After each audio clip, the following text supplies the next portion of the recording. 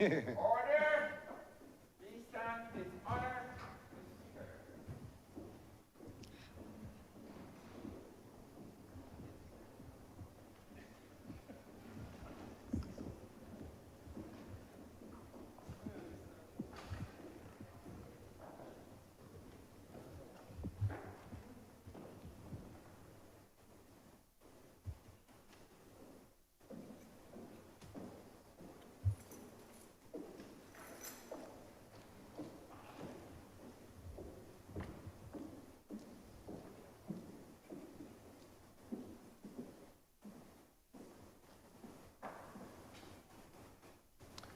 Let us pray.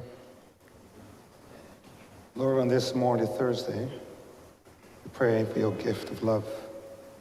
That we may know your love to us, we may show love to one another. Lord God, whose Son, Jesus Christ, commanded us to love one another, take from us all that leads to uncharitable thoughts and actions. And by showing gentleness to all those we meet, we open their eyes to the transformative love that has been shown to us in the same Jesus Christ, our Lord. Amen. Say the Lord's Prayer. Our Father, who art in heaven, hallowed be thy name. Thy kingdom come. Thy will be done on earth as it is in heaven. Give us this day our daily bread, and forgive us our trespasses, as we forgive those that trespass against us. And lead us not into temptation, but deliver us from evil. For thine is the kingdom, the power, and the glory, forever and ever. Amen.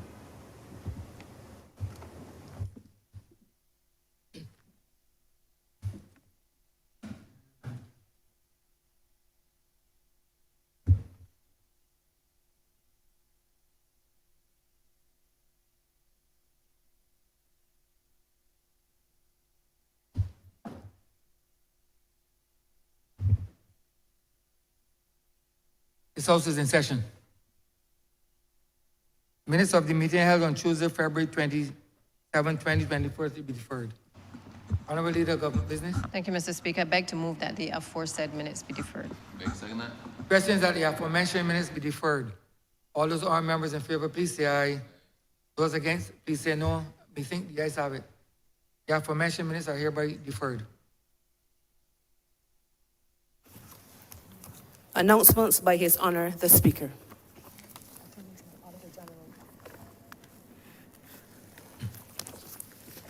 I am receipt of a letter from the Auditor General. There, Mr. Speaker, special audit report on the acquisition and construction of steel frame housing units by the Ministry of Housing, Lands and Maintenance. I have the honor of submitting to you for laying before the House of the Assembly in accordance with Section 77, subsection 2 and Section 77, subsection 5 of the Public Finance Management Act 2019-1, my special audit report on the acquisition and construction of steel frame housing units by the Ministry of Housing, Lands and Maintenance. In accordance with Section 77, subsection 5, the report should be laid before the House of Assembly as soon as possible after its receipt. Kindly let me know when the report has been laid. Yours faithfully, Leah Trotman, Auditor General.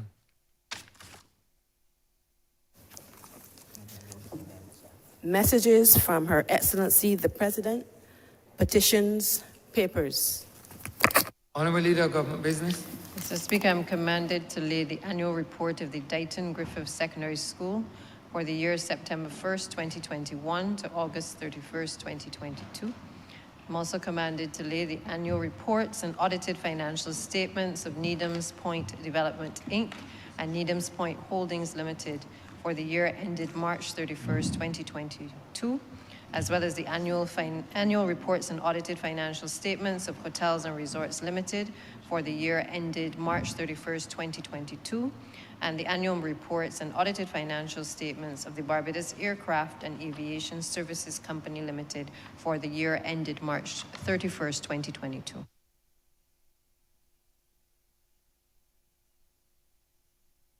Government notices, private members' notices, notices of questions, reports from select committees, first readings of bills, statements by ministers, congratulatory and/or obituary speeches, personal explanations, motions for leave of absence, oral replies to questions, notices of motions for the adjournment of the House on matters of urgent public importance. Orders of the day. Honourable Leader of Government Business. Mr. Speaker, I beg to move the suspension of Standing Orders 6, 16, 18, 20, 42 subsection 5, 43, and 44 for the remainder of the day's sitting. Questions that the aforementioned standing orders be suspended for the remainder of the day's sitting. All those are members in favor, please say aye. Those against, please say no. We think the ayes have it. The aforementioned standing orders are hereby suspended for the remainder of the day's sitting. Government business. Government business is the order of the day.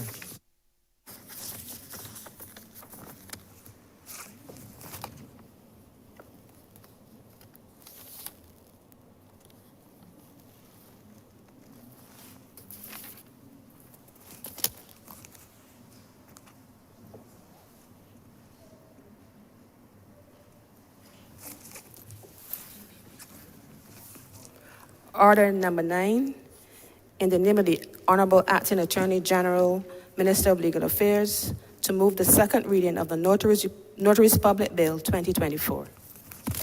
Honourable Member for Christchurch East. Mr. Speaker, there are few times that I've risen to speak with as much or as great of an internal smile as I actually have now.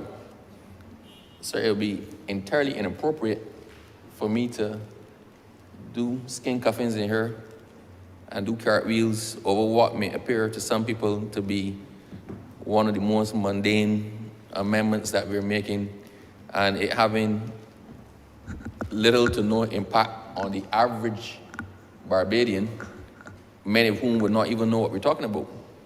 But because of the import it does have when it is required, those who have had cause to use it, or worse yet, suffer from the difficulty in being able to access the service, will understand what it is I'm talking about. What am I talking about, sir? I'm talking about Notaries Public. What is a notary? Barbadians are more familiar with the term justice of the peace. Forever,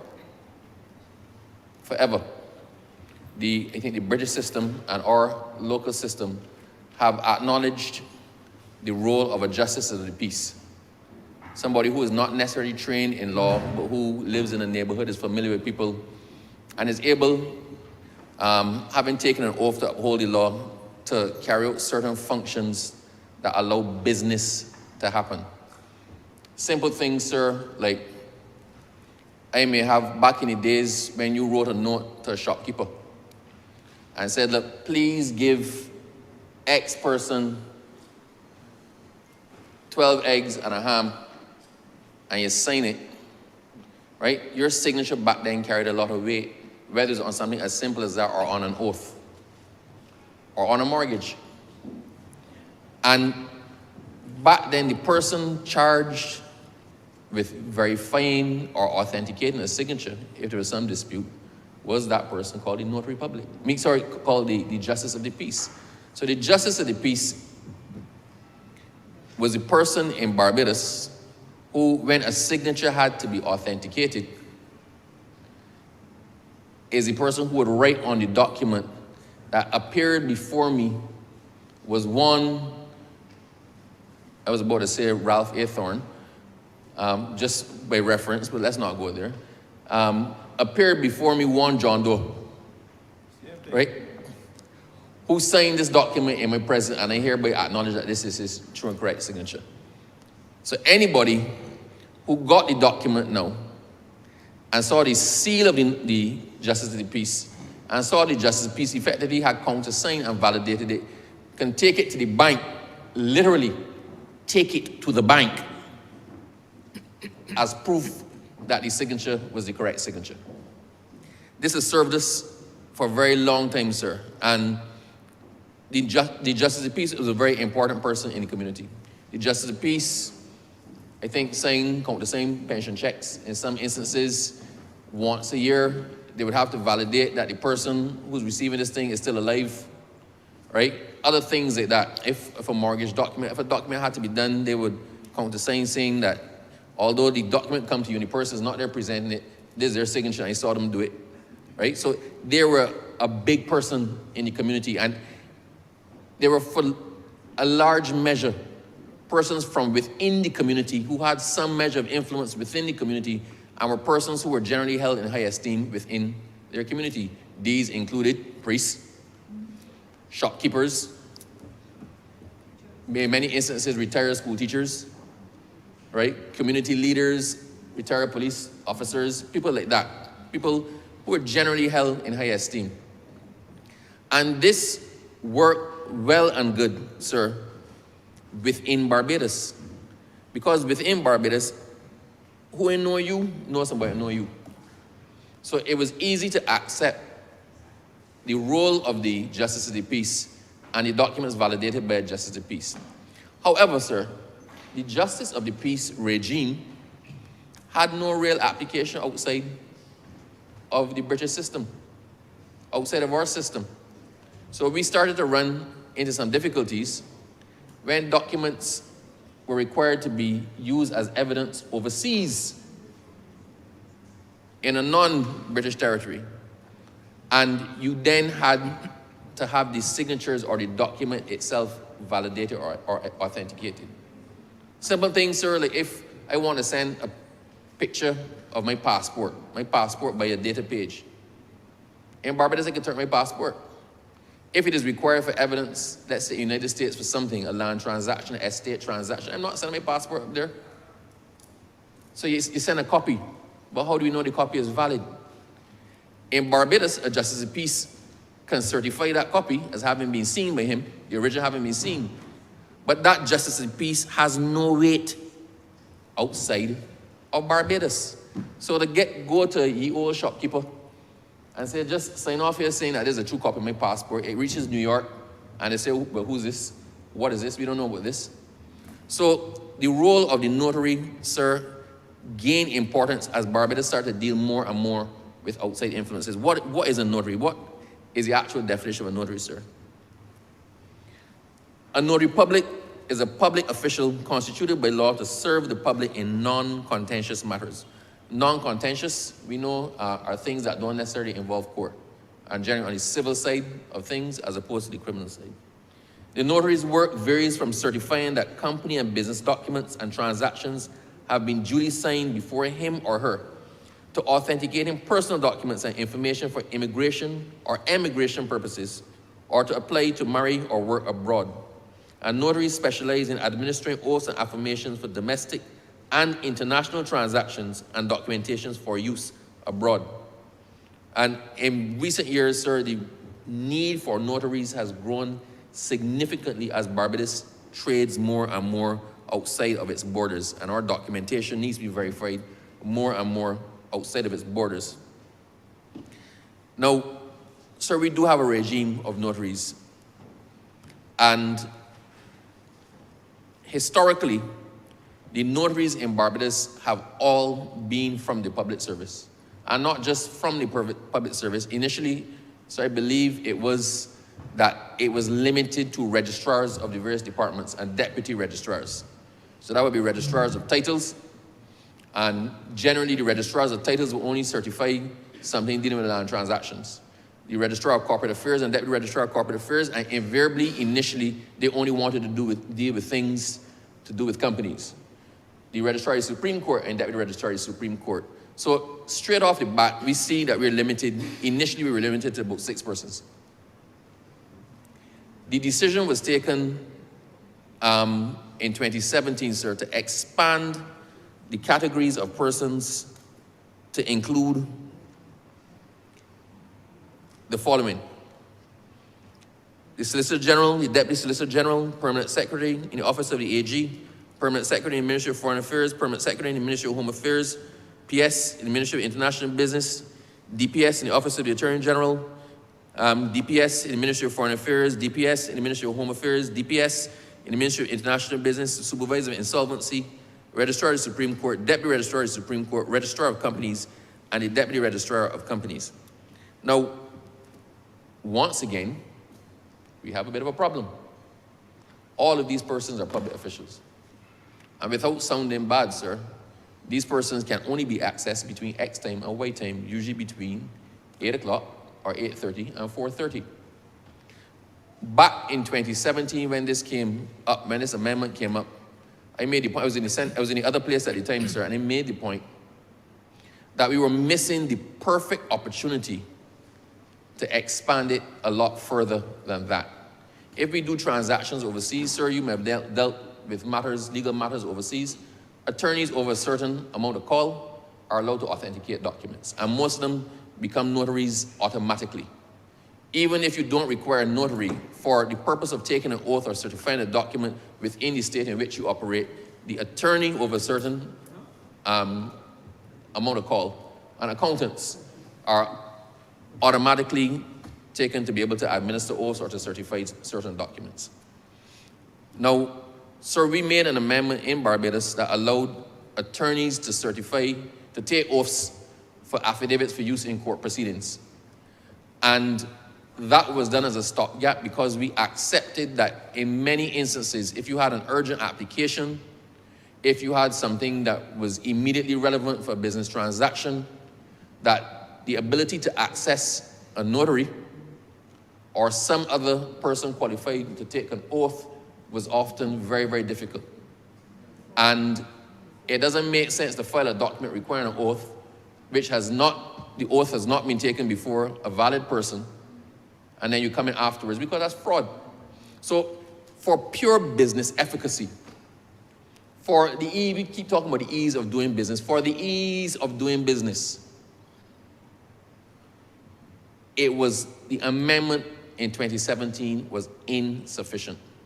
We expanded from a limited category of public officials to a slightly less limited category of public officials. But that was not sufficient. And quite frankly, sir, we were spinning top in mud. That was taking incremental steps when you already know where the goalpost is. If you know where the goalpost is, it makes sense to reach that goalpost in one go. And I predicted at the time that very likely we will have to come back to expand that category further. And sir, here we are. So it gave me almost a malicious pleasure to be the person to actually lead this particular debate. No, no, sir, let's give a practical example of why this is necessary. I think it's often critical, it's often instructive if people can actually see a story as it develops. I personally was involved in a matter, sir, that required someone in Barbados to submit a bid for something in New York.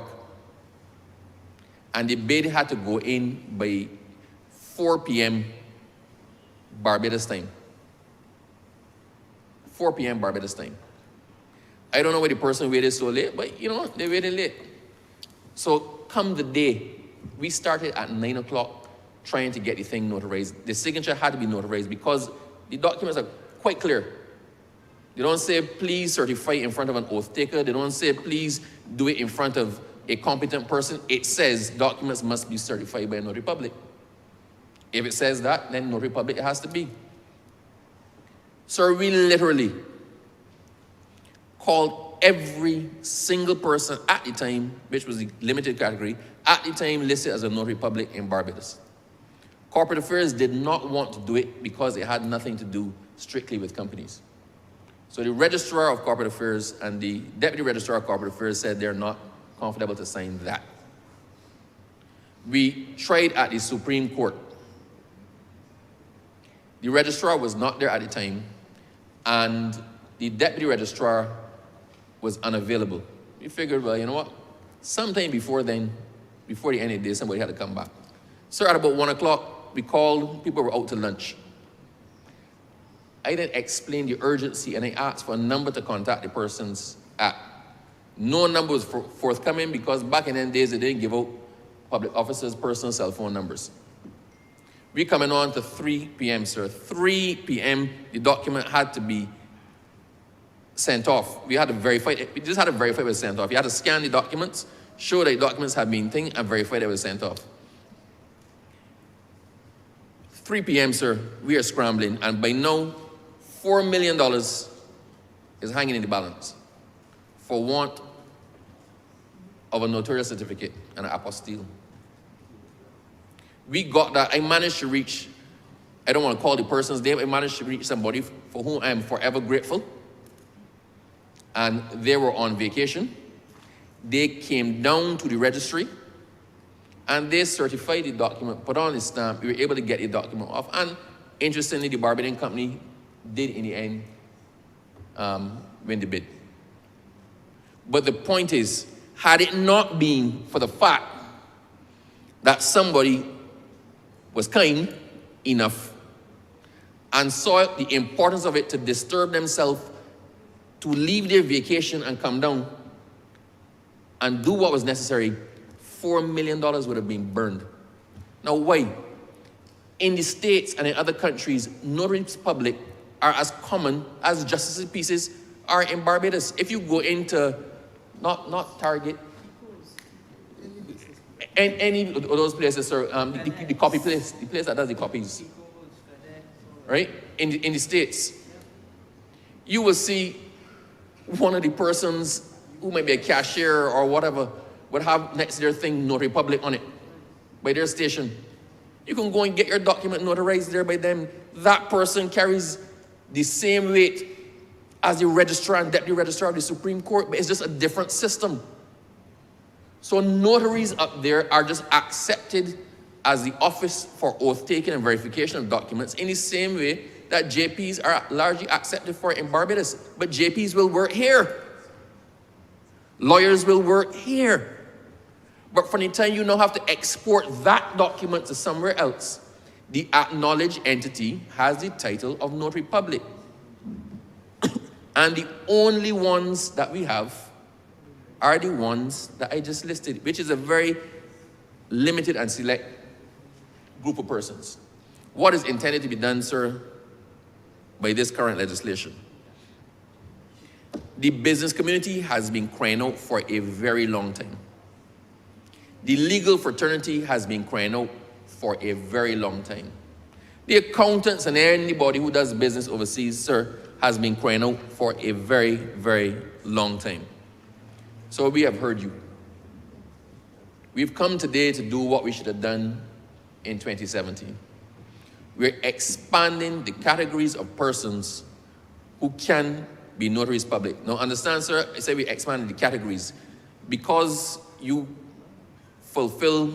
satisfy the minimum requirement does not mean you get it as of right. You still have to apply to get it because there must be some ability to approve certain persons and also to take away if the person is not functioning properly. Who are those persons? No, sir. Attorneys of over 15 years call. Accountants who have been practicing for over 15 years. And there's also provisions, sir, for members of the public to apply to be qualified as notaries public, but they would then have to do some sort of course, some sort of training and pass the training to be able to get that certification. Now, sir, why do we have it as such? As it stands now, our JPs have to get training. Before, when the lawyers, if a lawyer wanted to be a JP, we did not set or acknowledge their legal training. The lawyers who are JPs had to go through the same basic training that the Justice of the Peace had to, which was unnecessary, but it was the only system that they had.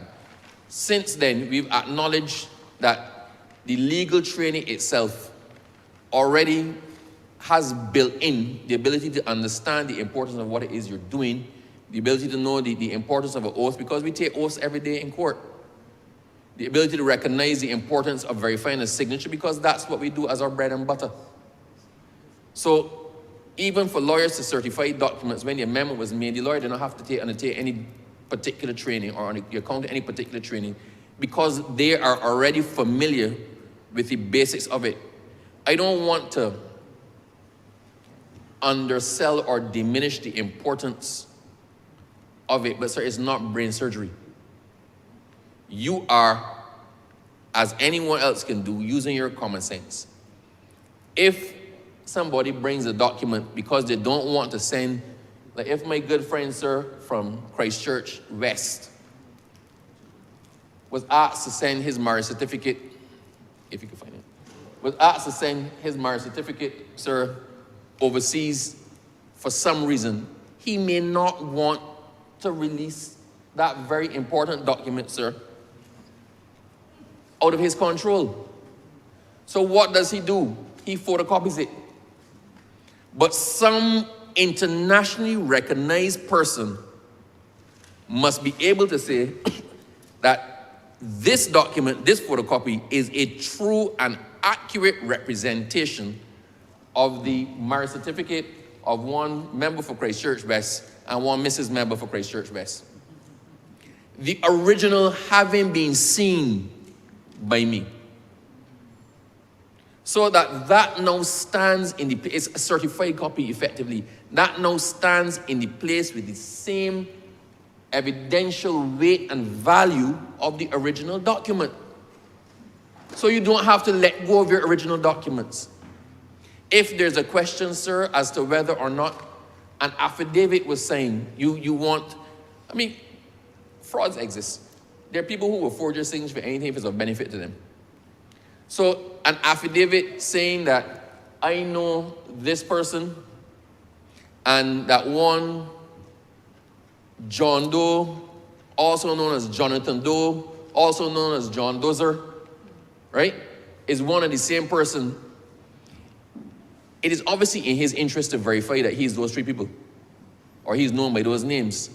And an affidavit coming from Wilfred Abrams saying that, sir, may not have the signature of one Wilfred Abrams. So you need to be comfortable that the signature on the affidavit, which verifies this most important piece of evidence, because an affidavit is actually evidence, it's sworn evidence, or a sworn statement of fact. The affidavit verifying this sworn piece of evidence was actually signed by the person who they say it was signed by. Now, in Barbados, the lawyers can actually witness that now. But if you want it to be used overseas, then it's of no import. It has to be certified by a notary public.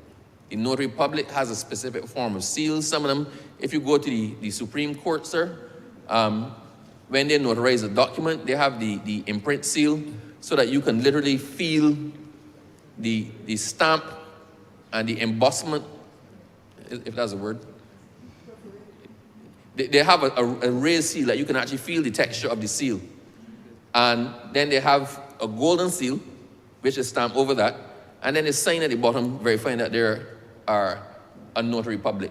So it's all official. Anybody can now take full confidence that that document has been validly witnessed, or that document is a copy of the document which it purports to represent. We do them all the time now, sir. A notary, and it's not just for documents overseas. Recently, some financial institutions in Barbados have been asking for notarized copies of documents in Barbados as well. So more and more, the weight attached to a notarial certificate is cropping up more and more internally in Barbados. So we're at the point now where, sir, 6 doesn't cut it. The expanded amount, I didn't count them, let's call them 15, doesn't cut it. It is so much a factor of everyday life that we need to have them a lot more accessible. And there's no good person, there's no good reason that anybody who undertakes a course of training and thus qualifies themselves should not have the same power. We in the British system, sir, we were too much, in many instances, on pomp and ceremony. We were too much on titles. it was all about exclusion. It must be exclusive. That verified heir of Notary Public must be exclusive. It's not that exclusive anywhere else. It is functional. It is practical. It is utilitarian. For us to now improve our ease of doing business, we actually have to make all of the avenues that are required to do business a lot easier and a lot more accessible. And this, sir, is one of those. Now, if I just take us through some of it, sir. 1 second.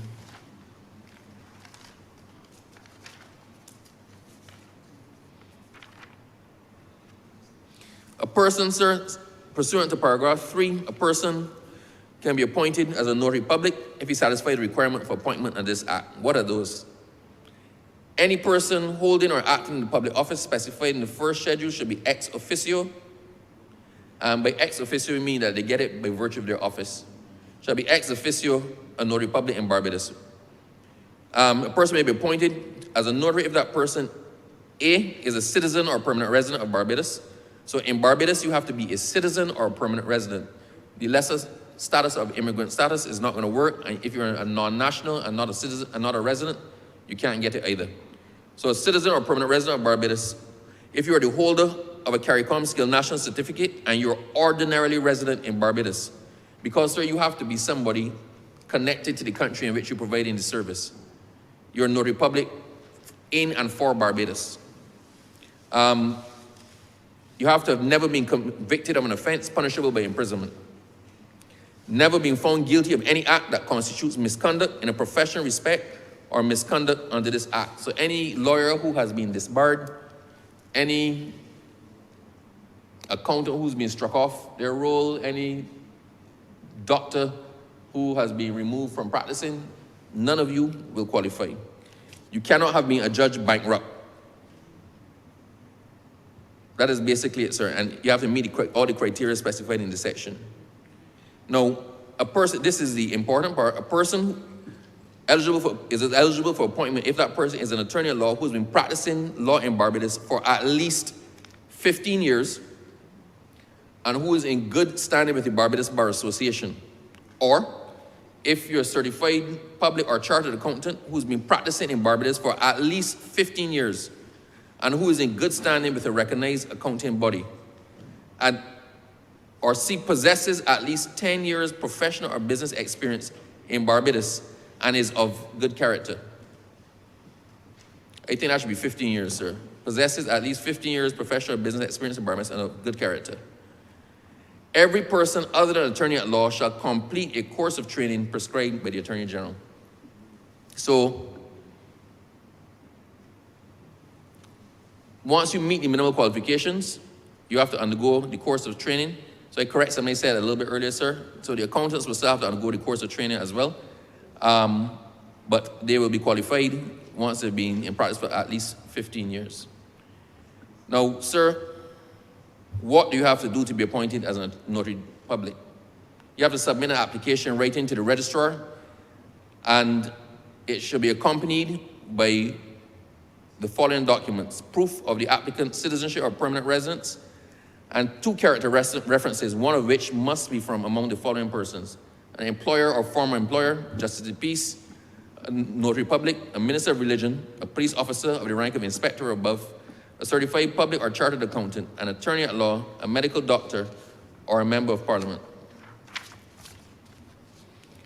And then you have the normal things, sir: photograph, police certificate of character, proof of admission to practice law in Barbados, etc. The person who is appointed as a notary public has to deposit with the registrar an impression of the embossed notarial seal in the form to be used by them as a notary public and pay the prescribed fee to the registrar. If the seal is going to be pretty much the same, persons may personalize the seal and put their name in the seal.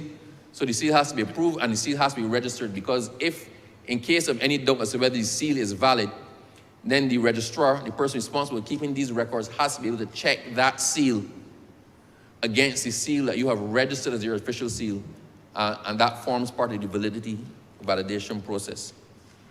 Obviously, there's a fee to be paid, sir, and upon appointment as a notary public and the payment of the fee, The registrar shall issue a notary public certificate to the person appointed as a notary public in the form set out in the 6th schedule. Every year, sir, in the official gazette in the month of February, an alphabetical list of the persons who've obtained the certification for that year will be published, and fees have to be paid. The registrar shall keep the registrar of notaries public, sir, which will have every person who's appointed a notary public under the act, the date of the appointment, the address, and the profession of the person. And the registrar may remove from the roll the name of any person whose appointment has been revoked under the act. Now, also, sir, the renewal and payment of fees, as applies to most of us, most professions, if you don't pay the fees by the 31st day of January, I think you get a penalty of equivalent to 1/2 of the annual fee. Upon payment of the fee, you'll be reinstated. All right? The acts that they're allowed to perform are the acts set out in the 7th schedule, which is basically most of what I told you before. Sir, proceedings for misconduct, suspension, revocation. The appointment of a notary may be suspended by the registrar if the notary allows his name to be used by another person to perform notarial acts. So this grant and certification, sir, is a personal certification. It can't be delegated. You can't tell your secretary, just put on our stamp for me. If the person charges or accepts a fee for a notarial act in contravention of Section 9 or fails to act in accordance with a notice from the registrar. The appointment of a notary public may be revoked if the notary public is convicted of an offense punishable by imprisonment, adjudged bankrupt, deemed unfit, and the High Court has made an order appointing a receiver for that notary public. If they're found guilty of an act that constitutes misconduct, whether in his capacity as a notary public or in his professional occupation, or has been found negligent in the discharge of his duty. And when the appointment of a notary is suspended or revoked, the registrar shall endorse a notation of the suspension in the registrar of notaries to remove the name of the notary public from the register as the case may be. The other thing, sir, that the notary has to do, a notary has to obviously notify the registrar within 30 days of the occurrence of any of the following events. You have to notify of a change of address, change of status or nationality of permanent residence, a change of professional occupation. And the notary as well has to keep a register of all notarial acts. So if I notarize the birth certificate of the Honourable Member for St. Philip South, I have to write in my register that on this day I appeared before me and I notarized his birth certificate. If you are witnessing an affidavit, you have to make a notation. You have to keep an accurate record because what you're doing is validating evidence. What you're doing is certifying important documents.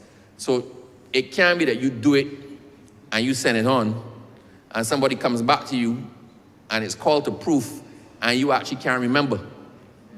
You actually have to keep a record of all you have done, because if it is challenged, you must be able to say and verify that it has been done, or if you don't have it in your register, that is proof that somebody was fraudulently acting on your behalf.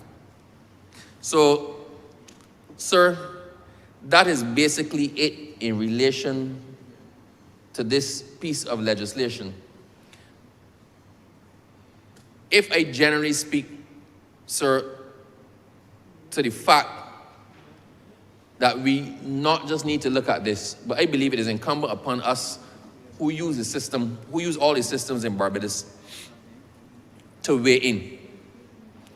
There's now a Department of Citizenship engagement within the Prime Minister's office, sir.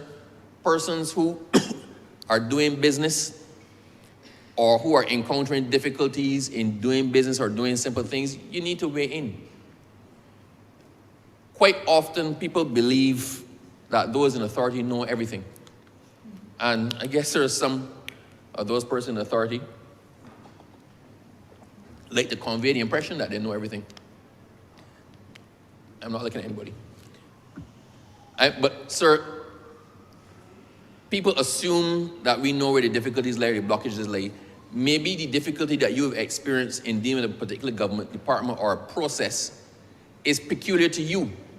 and you're the first person it's happened to. But chances are, if it has happened to you, it will likely happen to somebody else. So it's only by giving the feedback that we can then correct the things that need to be corrected. This one, sir, it has taken a while to come here. And as I said, the last amendment enough was not done on the last amendment, but the business community has kept at it. And the lawyers have kept at it. And the bar has kept at it. And the international business community has kept at it.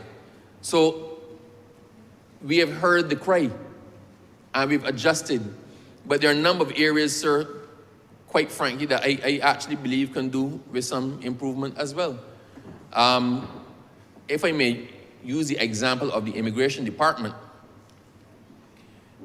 The Immigration Department used to get a lot of concerns and a lot of complaints about their processes and their policies, the way they did things, the length of time it took to do things, some of the documentation that was being asked for, and whatnot. And I took the opportunity, sir, to sit down with every single head of the Immigration Department, every single head of department under the Immigration Department. And we literally went through every single process of the Immigration Department, everyone. What is required for in a work permit? Why are you asking for this? I understand why it used to be asked for, but now that we have technology, do you still need this? What is the mischief you're trying to correct? What is it that you actually want? We then, sir, went through work permits, immigrant status, residency, citizenship, everything, and tried to take out unnecessary steps. For example, persons who were coming to get a passport, who had lost a passport, who they could not find their passport, they had to go to the police station and fill out a form to say the passport was missing. And invariably they said the passport was stolen. People went, perjured themselves, fill out a form, made a report to the police that the passport was stolen. This is to get a new passport. Why?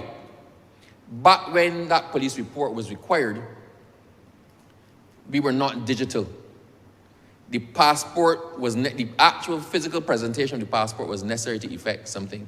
If your passport was not expired, your passport only became invalid if the date for the renewal of the passport had passed. So if somebody turned up with the passport in that period of time, then there was nothing to say that the passport was not valid. So if they wanted to cancel a passport, for example, you had to physically bring the passport in, and they cut the end off the passport. So that if somebody presents a passport to you with the end missing, you know that passport has been canceled. But we kept all of the requirements before giving somebody a new passport. They had to bring in the old one to cut off the end. We now have passports that are scannable. From the time they scan your passport, what comes up on that screen is all your information. All the information you submitted, where you went to last, if you were deported from Barbados, if there's a negative reference against you somewhere, if Interpol looking for you, if whoever, all that comes up when they scan the passport. If your passport has been revoked, it comes up. You no longer physically need to bring in the passport to get it cut. But we were still requiring people to bring in the passport to get it cut. So a lot of things are being required within our public service only because no one has changed them yet. Where the practical application has long since become irrelevant.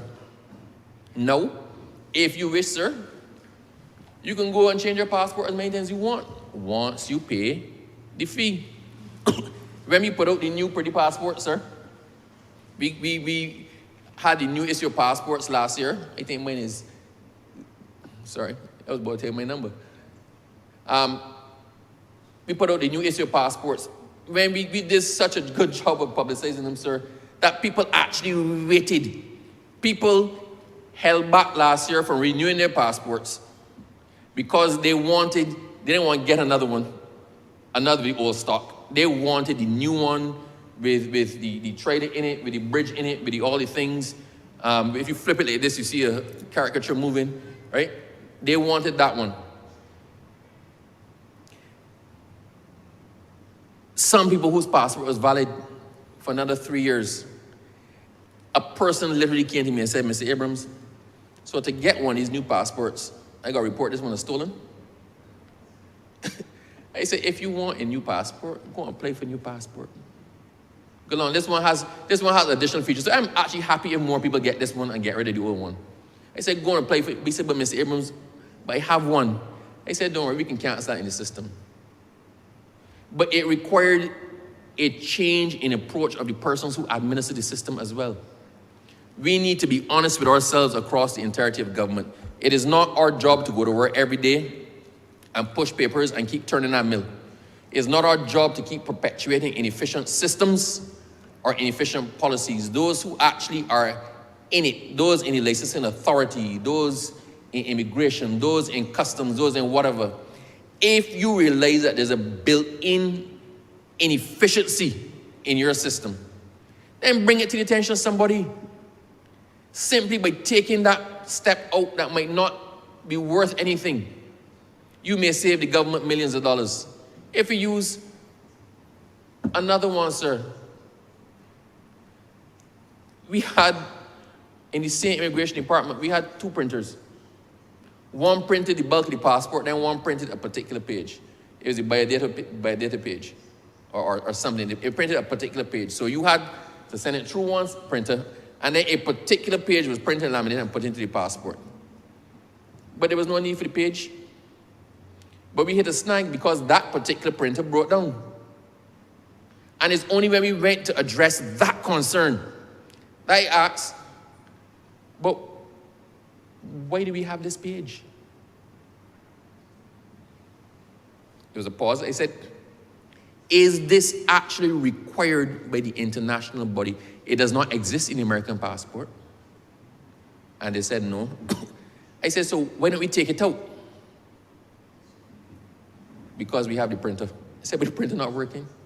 You know, in one, sir, in short order, that was removed. We no longer had to have that printer. We no longer had to have the 2 people who were assigned to deal with that printer. There, we could put them to do something else. The government did not have to buy a printer for $300,000, and we did not have to incur the additional cost of that page in the passport. Everybody knew that it was not serving any purpose. Everybody knew it was not making any sense, but it was there. It was step 1, 2, 3, 4, 5, passport at the end. If we could take out step 3, 1, 2, 4, 5, it doesn't affect the process, it doesn't affect the validity, then why are we still doing 3?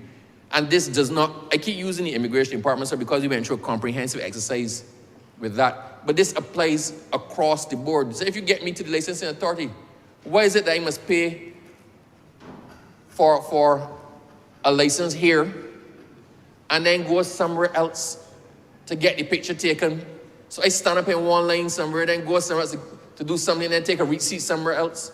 Why? Why do we have so many steps in our processes? Why is it that, sir, that with some aspects of it, let me not target the BRA on this one, but some things you can fill them all online, you can do it all online, but you still have to take yourself with the document you fill out online down to somewhere else to stand up in a line to wait and then go and pay. If we can fill out the forms online, why do we not just take the next step to do the payment online? We pay things online all the time. People pay their mortgage online. They pay Flow and Digicel online. They go on Amazon and do it online. Our systems have a number of built-in inefficiencies that we need to systematically identify and take out of our system. Every additional step is a waste of time. Every additional step is costing that person money. I know my good friend from Christchurch South, sir. an eminent lawyer like he is, in many instances, they charge by the hour. Accountants charge by the hour. A number of other professions charge by the hour. If people actually sit down and think about it, right? If you're in the entertainment business and you have to set up, if you charge a flat fee for something, the faster you get it done, the better it is for you. So then your time has a monetary component attached to it. People, if they think about it, can value their time. A person who's working in government, you're working in government making $2,500 a month. You know you put in 40 hours a week, by how many weeks in a month? You know for X amount of hours, I get X amount of pay. You can value your time. My time is worth $15 an hour, $30 an hour. Every time I'm standing up in a line that I don't need to be in, that is time that I could be making money or doing something else. We need to weed out these inefficiencies. So I'm actually encouraging people. We have a whole department of citizen engagement, a whole one. It is not just to take complaints, it's also to take suggestions. How can the government work to improve your life, your ease of doing business, to make things easier for you? We often can't think of it all on our own. The users in the system are the head ones who know what the issues are. The persons at the registry, the Supreme Court, they know where the issues are with the system. They know where the delays are. And sometimes, sir, if you talk to them, people complain to you, I can't believe you're doing so and so, I can't believe you're still doing X, Y, and Z. Right? But have you said anything to anybody else? We owe it to ourselves, sir, and the other persons who use our assorted systems to actually make those systems as efficient as possible. I don't believe in lines. I also believe, sir, that,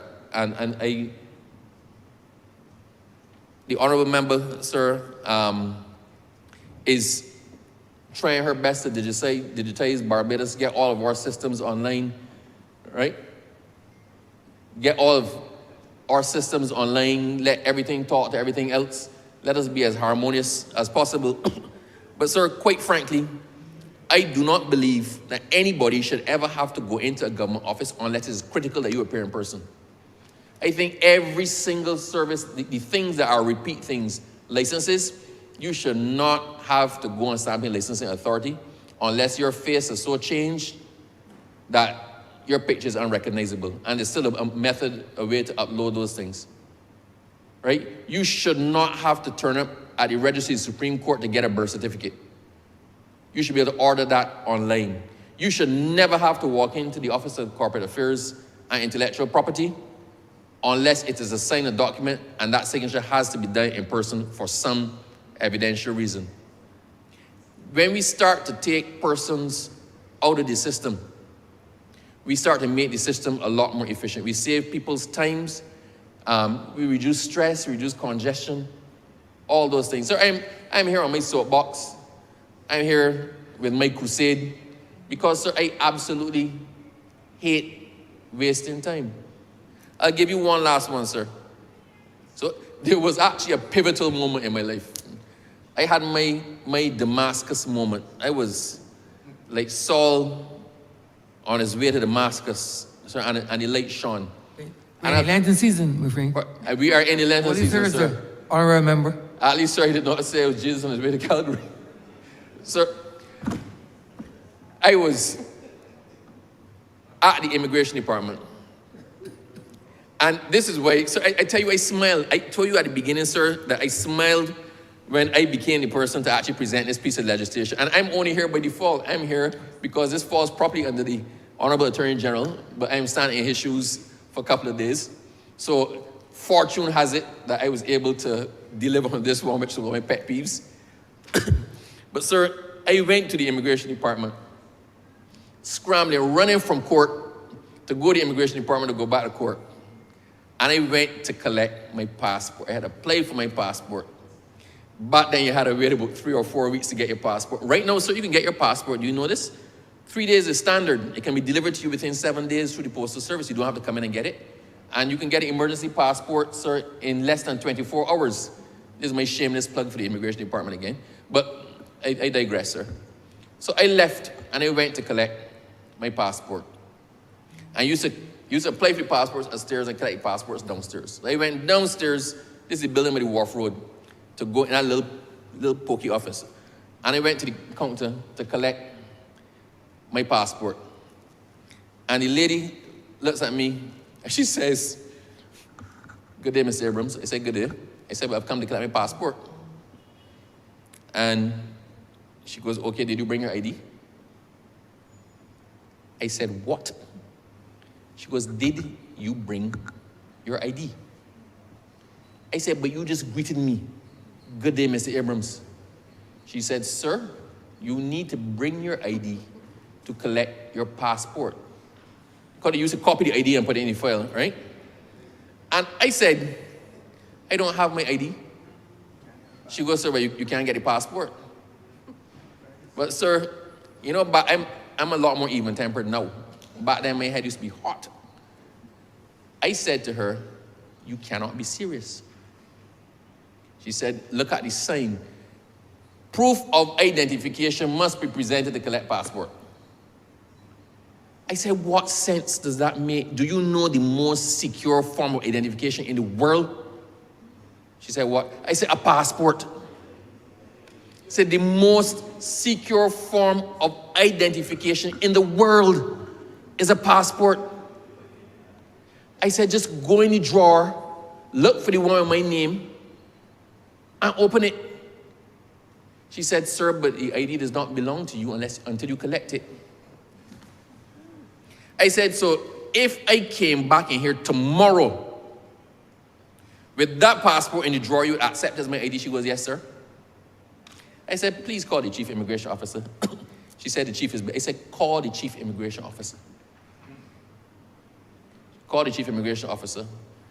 And she was saying, "But sir, somebody is here and they don't have ID to collect the passport." I said, "Not somebody, you knew my name."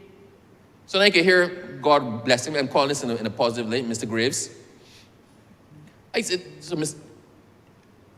She passed the phone to me. Obviously, he asked for me. And I explained I was there to collect my passport. I did not have my ID, right? And I told the lady to open the passport and she wouldn't do it.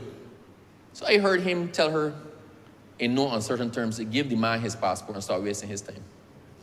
That sign has now disappeared. But my point is, it took that for us to remove an impediment and a hiccup that was wasting people's time and quite frankly ran completely counter to common sense. There are a lot more of those that exist in our business landscape and our legal landscape. And until people call them out in many instances, they're not going to be changed. Our Law Reform Commission is looking as much as it can, sir, in identifying the things that are obsolete and making them, and changing the law to make more sense, to keep contemporary, to keep relevant. If I close on this one, sir, one of my other peeves is with bank accounts. Right? We have a lot of red tape, quite frankly, in our banking system. As a lawyer, I had what we used to do, sir, to avoid getting yourself in trouble. If you're doing a transaction for somebody, quite often you open an account in your name and that person's name. So you may end up with 15 accounts because you're doing things at that time, but when you're finished with the estate, for example, you pay everything, you close off that account. But you keep yourself out of trouble by having Wilfred Abrams / estate of. So that all money went in there and you can easily track it. I went into a reputable financial institution in Barbados, for which I was at the time the holder. I think at that time it was 11 accounts. And I went to open another account. And the person asked me for my 2 forms of ID. Now, understand, sir, I transacted business with the teller. Having completed that business, I then said, okay, so now I want to open an account. The person who I had just transacted business with under the name Wilfred Abrams, who gave me funds from Wilfred Abrams' account, required proof that I was Wilfred Abrams to open another account. And I said to the person, I do not have all that documentation here. This is the only bank I am with. I have 11 accounts with you. Can you not just go to the file of one of the other ones and whoever the last one was, and photocopy the documents? It's there. No, sir, you have to produce these things every single time you come to open an account in Barbados. That still exists as we speak. As we speak now. I'm very familiar, Honourable Member, with it. Very. As we speak now, that system still exists and is in nonsense. I understand, sir, situations of know your client. I understand situations of, you know what, let's keep the record straight. But is it that you want me to physically pass you something and there's some magic in that? Or is it that you require the documentation? Because unless I frauded you for all 11, at which point I could fraud you for the 12th, then you should be able to take that information and make it easy for me to do it with the next one if nothing has changed. We need to get to that point, sir, when it's not simply checking boxes. We understand what it is that we're asking for, why we're asking for it, and once it is satisfied, then you do not put people through unnecessary stress. How do we get the information? It's as simple as that. I keep saying, sir, the last one, this is the definite last one, sir. In relation to forms, I'm just pitching things out there. What people don't realize is that I can write a letter. A check is a monetary instrument. In snapshot form says, pay this amount to X person. But equally, I can write a letter to the Honourable Member for, say, Michael East. I can write a letter say, please pay the sum of $5,000 to the Honourable Member for Christchurch East, and sign it and date it. Once all the information is there, that can act as a monetary instrument. So sometimes we ask people to fill out forms when the purpose is not the form, it is the information on the form. So these are things, sir, we need to look at across the board. I'm throwing some ideas out there to whoever's listening because we're talking about something that's effectively being done to increase business efficacy and make things simpler. Persons who are responsible for seeing processes through or receiving processes or granting applications need to actually understand the purpose for which they're actually doing it and must be in a position to critically look at what they're doing to see if the mischief is satisfied, if all the information is provided, right? If what you're asking for is already in 2 other documents, and be able to make those calls. And where they see that it doesn't work, then recommend it to somebody else because you may make life simple for somebody, or you may end up in the government doing exactly what it's doing right now, which is amending legislation or passing new legislation to make your life easier. But we can only often do it, sir, with your own input, your own cooperation, and bringing it to the attention of the government. So, having spoken thusly in relation to the Notaries Public Bill 2024, I do beg, sir, that it be read a second time. Thank you.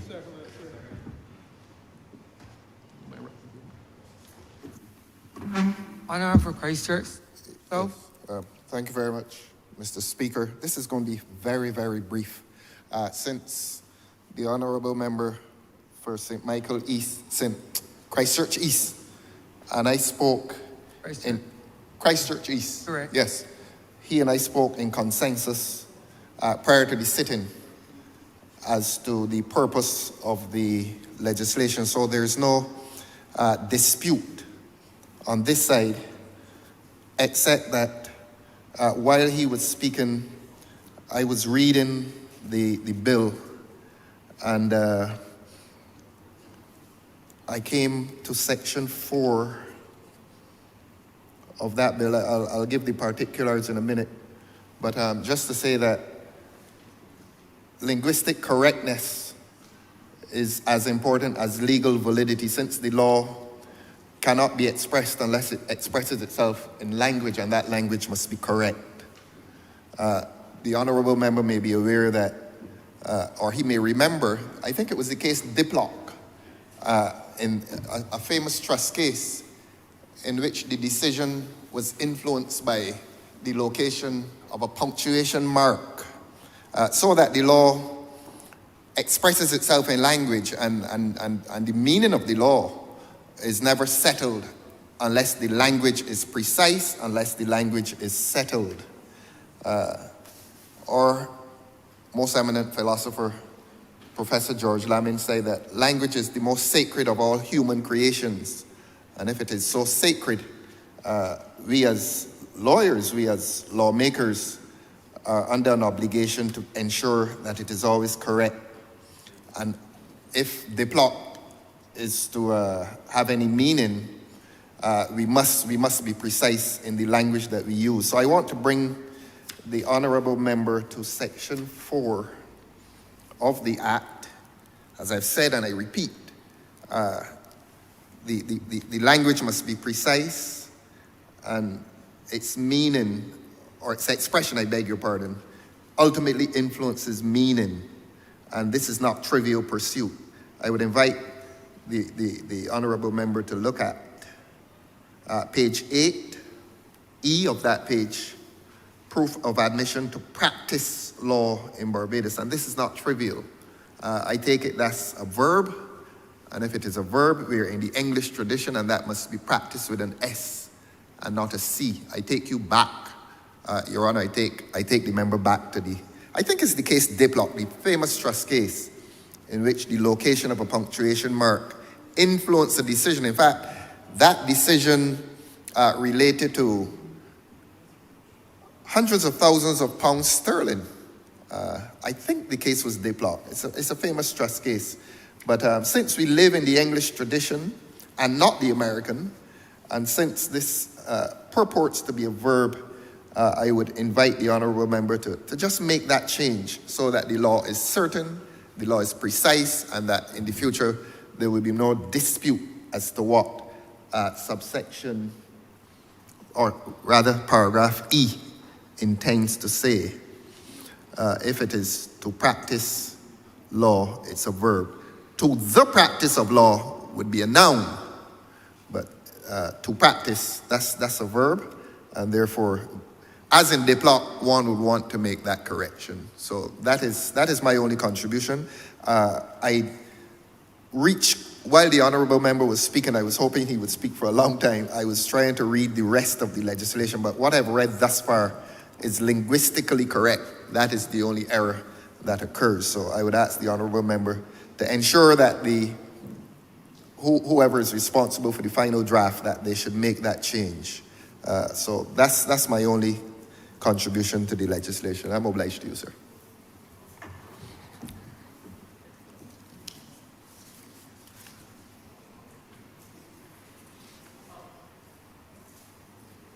If I may, Mr. Speaker, sir. Honourable member for James Sampson. I'm obliged, Mr. Speaker. I feel constrained to say a few words on this matter now before us.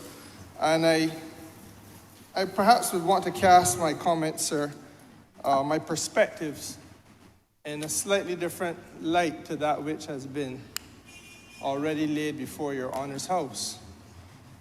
And you will forgive me, sir, if I speak as one should if one carries the overarching responsibility for the country's productive sector. Mr. Speaker, the matter which comes to my mind on this issue is one of facilitating growth in Barbados. I think it would be correct to say, sir, that the Honourable Prime Minister would have indicated during the budget speech a couple of weeks ago that we have had a traditional pattern when this country has seen growth and recorded growth of growing at, on average, 2 to 3% every year. That obviously has not always been the case because there have been harsh times when, under a different administration, such growth as we may have recorded is not visible by the naked eye and cannot really be quantified, if it existed at all. And equally, under a previous administration, sir, we would have had negative growth, which would take us into negative integers so that the economy shrunk rather than grow larger. And those are considerations, sir, which perhaps though not necessarily germane to this bill, have to be borne in mind. What we want to do, sir, as a government, and I think what we were implored to do as a country by the Prime Minister when she spoke, was to lift our gaze to the possibility, sir, of new horizons, where we would be seeking to secure growth at a rate of 4 to 5% per year. Now, sir, how is that done? Because what one has to remember is that virtually every form of expansion of commerce in this country enables us to come to a point where we can move that which we do domestically to a position where that which we do is done across borders, thereby earning ourselves foreign exchange, sir, thereby expanding our economic activity further and spurring even further investment, Mr. Speaker, sir, further employment, and obviously, sir, with all of that comes the growth that you're talking about. Now, sir, the reality is that there are sometimes small things that act as inhibitors. And my learned friend who led this debate, who piloted this bill, and may I congratulate him from this place, sir, because I think he piloted it well. Many people at first blush would not have thought as expansively on this matter as the Honourable member did. Mr. Speaker, sir, I think that it is important to recognize that there are little things sometimes which are very consequential. And he's right when he says that at first instance, you would not think so to cast such a wide net on a piece of legislation, which again seems almost innocuous and not just harmless, but almost ineffective. But sir, we are talking about something that really seeks to transform the way in which we do business in Barbados. And that is what captured my attention about it. The role of the Notary Public in the international context, sir, is going to be an individual, or is an individual, who is going to affirm international documentation or international transactions, and it is going to be documentation for use abroad.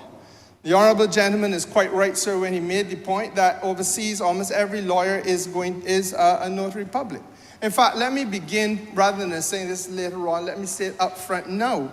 It is a fact, sir, that part of business facilitation in places like the United States of America, part of business facilitation certainly in Canada, part of business facilitation across Latin America, Mr. Speaker, is the idea of having, as part of the internal operation of the business place, the notary public in situ. And that is simply mean physically present on the compound. So there's somebody in that office, Mr. Speaker, sir, who is able then, in the event that you are trying to get yourself involved in a certain type of purchase or a certain type of transaction, that individual is there so as to ensure that you do not get turned away, but rather are able to conclude the transaction. And why? Because history has taught us all around the world that in this very dynamic thing called commerce, if a man has to, as we would put it, stoops him out and say, why can't I get this here do? No, I ain't gotta come back another time. Very, very often he does not come back and that another time don't come. And you want to capture that dollar when the opportunity arises. We have tended, sir, to be very elitist. And I think that the Honourable member diplomatically indicated that, we've obviously borrowed our system from the British, and we've done an excellent job throughout time of aping and imitating the English to the point where sometimes we are more English than the real English. And so this justice of the peace thing is treated, sir, as though it is manna from heaven. And a person of high standing politically bestows on you the title of justice of the peace, and you're entitled to hold your head high in the community and lift your chest up, because you have been given the opportunity, sir, to affix your signatures to some documents and make life easier for people in your community. But, Mr. Speaker, the truth of the matter is that when we strip away all of that facade from it, and there is that element of it, I don't take that away from it. What we really should be thinking about now, that was good in 1966 and 1976 perhaps, but what we need to be thinking about now as we approach 2026 is how do we make the pulse of commerce in this country? How do we enable each and everybody? This term uses the small man, but if you look out through the window of Parliament, Mr. Speaker, sir, you will see several men. Physically, they're all looking roughly the same, but they may be engaged in different forms of activity. Whether we see it as large money or small money, that is perhaps where the large man and small man concept comes from. But the dollar earned is what we have to be dealing with, and striving to make sure that it is easier for everybody, irrespective of what you do financially, to be able to get access to that honest dollar for an honest day's work.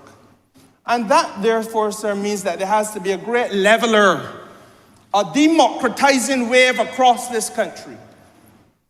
And in part, the inhibition to achieve that comes when you have this bureaucratic step. And is identified as the honourable member who piloted the legislation quite rightly said. In some things, you need to have a notary public. If the notary public is the registrar of the court, and the person who needs the notary, sir, is the coconut vendor, you practice law in this country for many decades, as have I, as has the honourable, as have all of us who have spoken in this house, sir, thus far on this matter. We all know, Mr. Speaker, sir, you ain't accessing the deputy registrar of the court in any hurry, especially if you come from a certain lower echelon of this country. And those are the facts, sir, that we have to stare in the eye, and we have to fix it. Now, an enfeebled attempt was made in the last administration, 17. Tinkering, yes, in 2017. And again, the honourable gentleman is right. People came in here, sir, perfumed or cologned. One or two would have put on powder, their Sunday best, to come and add 2 or 3 people to the categories. When we knew, all should have known, because reasonably it was foreseeable, that you would have to make this, as I say, a great leveler is needed. That you make people notary public so as to facilitate business in Barbados. Well, it isn't a difficult concept, because, Mr. Speaker, sir, if it is that you had, and I'm trying to see if you can find it there for me, but if the range of people that we were talking about, is it in this one? The range of people that you were talking about was so narrow and so circumscribed, sir, that you were talking about people who, most of whom would have been in government positions, first of all, so each and everybody can access them. And who were they? The Deputy Permanent Secretary in the Ministry of Home Affairs. Well, Mr. Speaker, sir, again I say this. If there's an estate matter involving, sir, a gentleman from your constituency who happens to be engaged in the debushing program, is he likely to be able even to begin to find the high offices of the Deputy Permanent Secretary in that ministry? I remember you think you know what it is, though? I'm not going to suggest ignorance on the part of anybody, Mr. Speaker, sir. But we make these things, the point I'm making is we make these things too difficult. Too difficult. And you have then, Mr. Speaker, sir, as I said, the registrar of the court and the supervisor of insolvency. And Mr. Speaker, sir, I do not know how many people in Barbados even begin to understand what it is that the supervisor of insolvency does. The registrar of companies, or where to find him, Mr. Speaker, sir, and all of the different permanent secretaries, whether they be in home affairs or foreign affairs, international business. Well, in fact, I can tell you frankly, sir, that if you're talking about the ones in some of these places, sir, they may be on travel duty for the government of Barbados, so they're out of the country more often than in. How are they going to be contacted anyhow? But this was the nonsense. This was the nonsense that passed for business facilitation in Barbados. And at some time, a sensible government has to come into this place Happily, one has arrived. In order, sir, to remove this fig leaf and expose the naked emptiness of what is taking place in terms of commercial activity and facilitation of commercial activity in Barbados. Since 2012, the mantra in this country has been business facilitation. Since 2012. Administration followed by other administration. And sir, where have we gotten with it?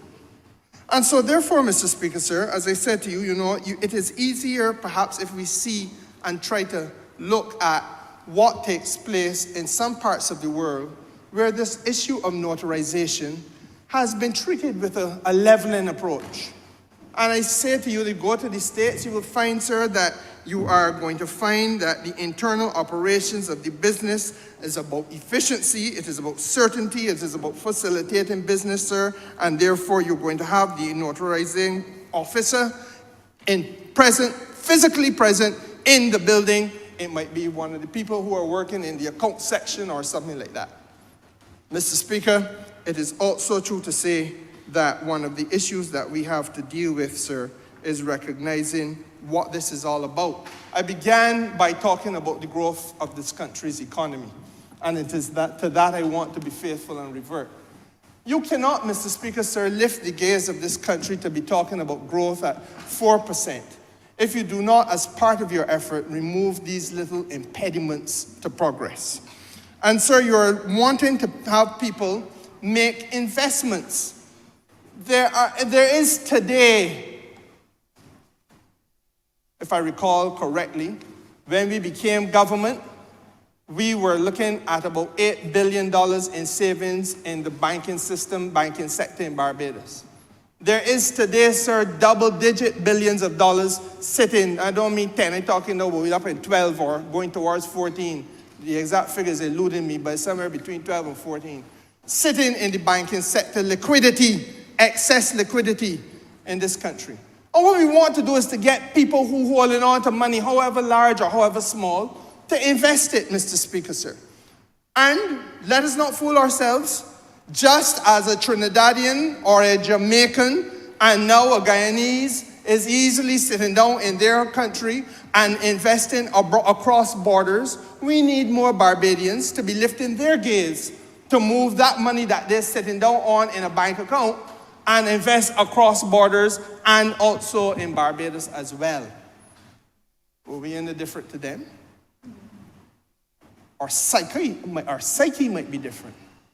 Our level of ambition might be different, but we're not constructed any differently. And Mr. Speaker, therefore, sir, what we got to be able to do is to ensure that there is a synergy between business practices here and business practices elsewhere. And that things that people take for granted elsewhere, such as the notarization of essential documents, are things that can be easily done equally here. Financial transactions, mortgages, the leasing or purchasing, sir, of real estate, documents, Mr. Speaker, sir, that need to be notarized, therefore, because you're trying to conclude a lease or trying to conclude a sale. And there's a duty to satisfy if it is a Barbadian doing this overseas, sir. But somebody needs to know that he is who he says he is, and that the banking documentation that he's presenting is what it actually is authentically. It has to be authenticated, Mr. Speaker, sir. There's a need for us, therefore, to satisfy the proposed seller, if our Barbadian is the person who's doing the buying, the title agent, Mr. Speaker, sir, the real estate agent, and on and on and on.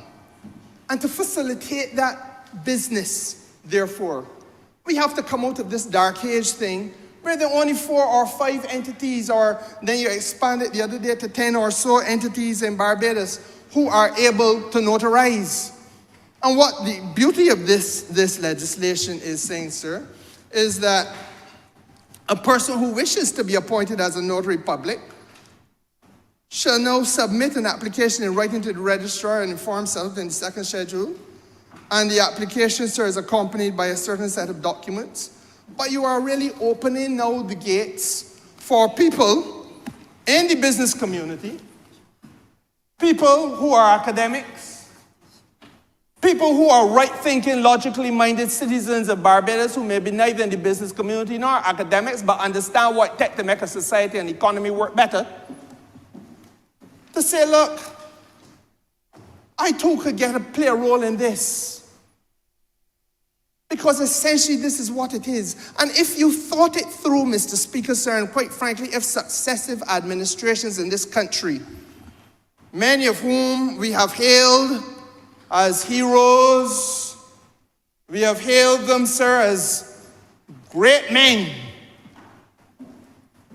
visionaries, exemplars, all sorts of wonderful things are said.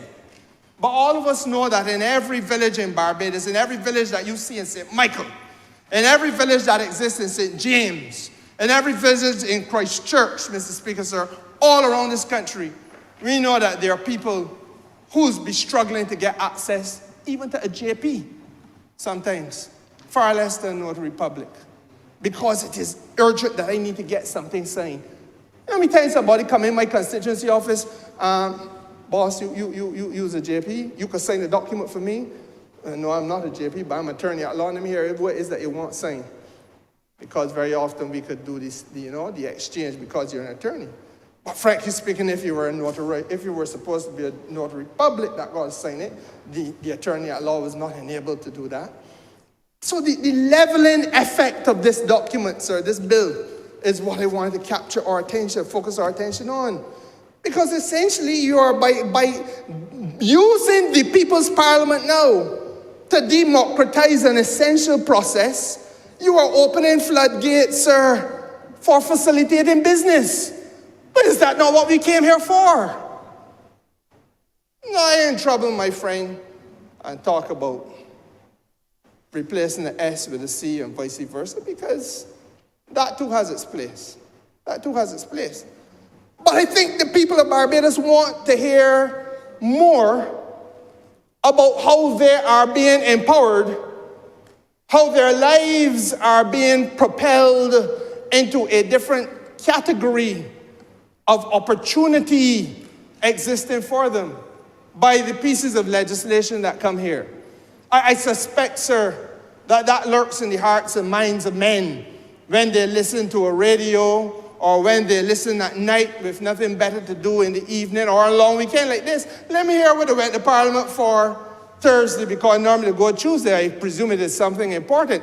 I want to wager, Mr. Speaker, if I was a wagering man, I would wager that it would be more than hearing a C should be a S or S should be a C, but rather, sir, that this legislation has an empowering impulse that could lead to $1 being accessed by me more easily.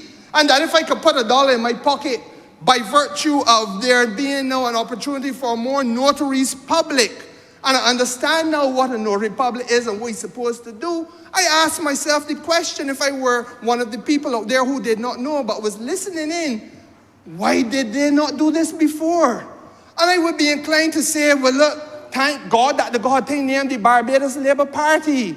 And thank God they got a cabinet, like the cabinet of this Barbados Labour Party, that can be heard, seen, and felt doing things to help people in Barbados get through a little better. But if one is more limited in perspective, then a C and an S become very important, and so on and so forth, and no one will detract from that. But it is a replica of that which the Dems came here and did in 2017 or 16. And the Dems will be the Dems, and the Dems are still the Dems, and the thinking of the Dems remains the same. And that is the other message that has come out of this today, sir. That the Dems will be the Dems, and the Dems are still the Dems, and the thinking of the Dems has remained the same. You want me to say it again? Now, Mr. Speaker, sir, I also go further. I want to say to you, sir, that a lot of what our people are doing is modernizing Barbados. You all remember who sits across from me in from St. Michael North, would have done a lot of good work, sir, when he was Minister of Industry. And industrialization of this country, sir, is once again expanding. And there are a lot of people, sir, who are seeing aspects of manufacturing and a vision for that sector growing. And I want to say, sir, that, none of the equipment that we're using is bought here. Most of it has to be imported and sourced outside. And a lot of our folks, sir, find themselves in Canada and the United States and even in Latin America doing these types of transactions. I am told, sir, that in 2019, just before COVID, purchases of light industrial equipment would have been a $1.5 or $1.6 trillion business. So that was the area where our people were involved. But again, sir, if I go up there and I can't buy, I gotta find somewhere to put I ain't got cash in hand, I gotta find somewhere to put a long-term arrangement in place. I gotta be backed by financial people who need to know that I am who I say I am. They need the documentation to establish, verify, validate, authenticate that the business I say I do is the business that I actually do. And that, again, in this very small way, the notary public becomes a major player, a major facilitator, Mr. Speaker, sir. And and sometimes it is important to look at all these little tiers of our economy and see how a piece of legislation like this fits in and makes it possible for people to climb the rungs of the ladder of progress. And if they don't have the access, sir, to these things like what we're doing here today, the ladder of progress becomes really an impediment. I can't get in the way. And born out of that impediment is frustration.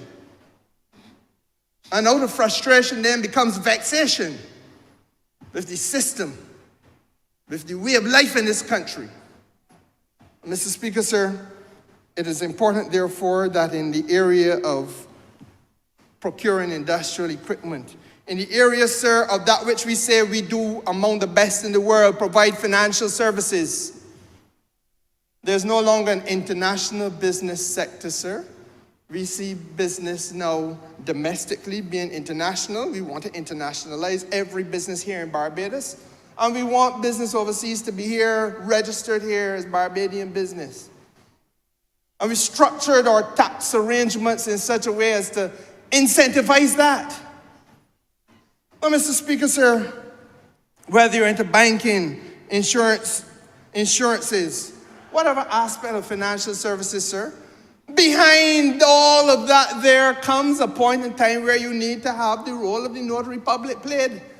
And even at that lofty, highbrow level, where a foreign company is coming here and talking about $20 million offshore to Barbados, sir, $30 million offshore to Barbados. You know that even those people prior to this legislation that we are trying to deal with today, even at that level, those people, sir, who need to have notaries, sir, were forced to call upon the Deputy Permanent Secretary in the office of the Honourable Member, the Deputy Permanent Secretary in my ministry, who may be with me in Ghana doing the business of the government, or in Panama doing the business of the government, Mr. Speaker, sir.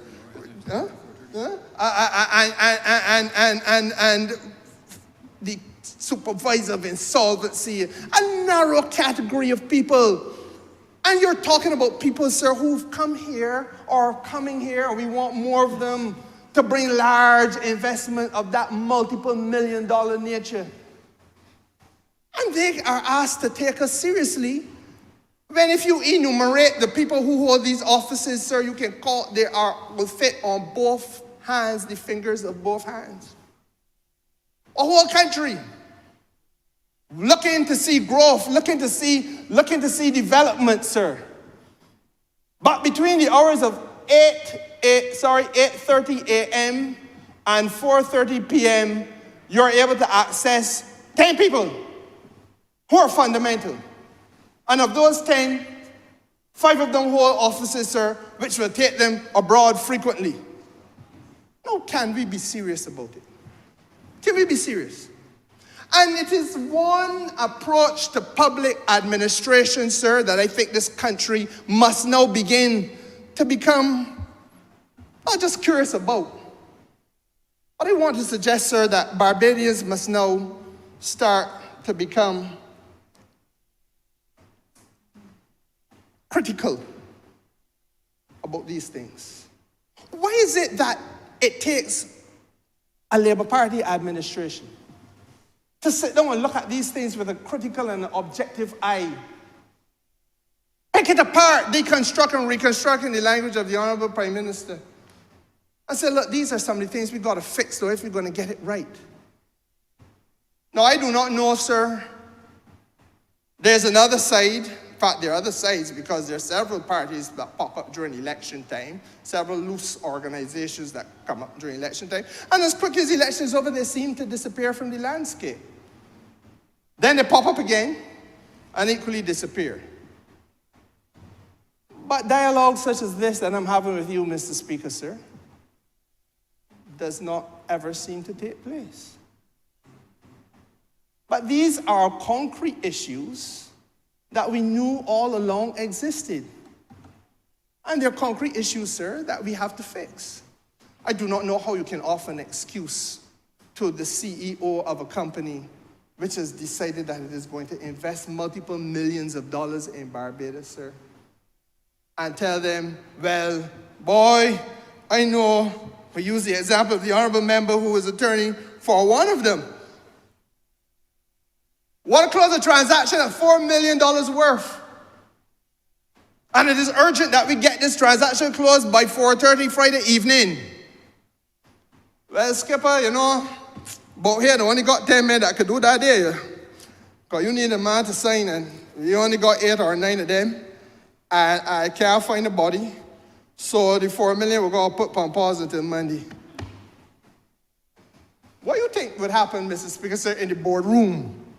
What do you think will happen with the shareholders of the company? Do you really feel that they owe Barbados a living? Or they think they owe Barbados a living?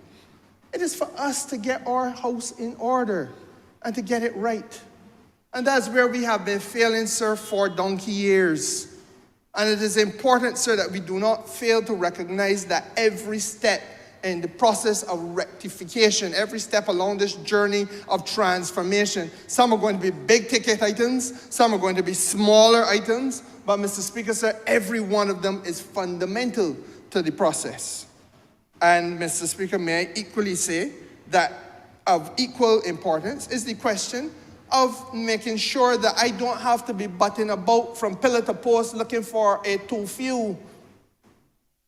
Because if I had 10 odd people doing a fundamental task as we did and as we now do still of Notary Public Services, sir, if I can't find one over by St. George North somewhere and I can't find the other in Christchurch, sir, what am I doing? I am racing across the country with all sorts of other things, impediments, traffic, children leaving school, etc., etc. Time is money. In anybody's world, whether your business is large or your business is small. The small man will tell you, sir, that they got a hassle, ain't got time. The large man will tell you, sir, I don't have the time with that. Time is money. So we've wasted people's time. We've wasted people's money. We've invested in years of inefficiency. Create a lot of doubt and uncertainty about how serious we are as an investment jurisdiction, Mr. Speaker, sir. All at the same time, we are telling people that we are serious about business facilitation. But that can't make sense. That can't make sense. And I fear that the problem is compounded if the voice of that which was a mighty political institution in Barbados, if the voice of a political institution that at one time had a vision of regionalism and national identity and national independence, if that voice is reduced to a C and an S, and nothing else.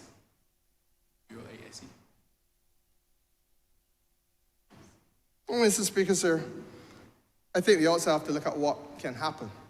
Now, the legislation, to the naked eye, does not The speak. member has 2 more minutes. Only 2 minutes, sir? Yes, please. Well, I was now ready to go to town. Understood, Honourable. But anyhow, quickly, the legislation, sir, only does not on its face take us into the future. And I really want to hope that the interpretation of it will allow for online usage of the notarization power, the usage of the e-signatures and so on is recognized in law in Barbados. But that it is silent, those things are silent, treated in silence in the bill. And I want, sir, to say that for me, the use of the online technology is important because, again, speed, efficiency. Also, sir, error reduction, because you're removing to some extent a lot of the human involvement. And then, sir, of course, cost reduction. Those are some of the things, sir, that time will not allow, obviously, now to go into them expansively, but it is not something that is directly spoken to in the legislation. I'm hoping that when we read this in conjunction with other pieces of legislation in Barbados, that it will take us to that point. Because I do know that in other parts of the world, and you know, this is really, it was this week that the Foreign Minister of Panama spent a couple of days here, sir, with me and Prime Minister and a few other people, dealing with business that we got to do in Panama. And sir, we are about to open the Mexicans are about to open an embassy here. The Panamanians are about to, she was here because they intend to open an embassy here very shortly. They've now got an ambassador, a designated ambassador for Barbados, sir. The Colombians, likewise. The world is reaching out to us, looking to open embassies and have their ambassadors here. And we will therefore, sir, be doing more business with Latin America where the Notary Public concept is alive and well.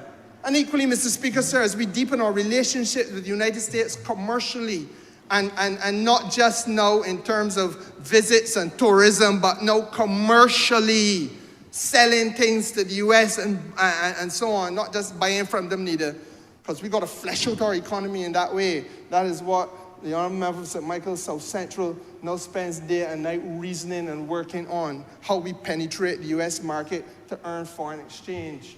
And likewise with Canada. All of these are places, sir, where the Notary Public, sir, the concept is alive and well.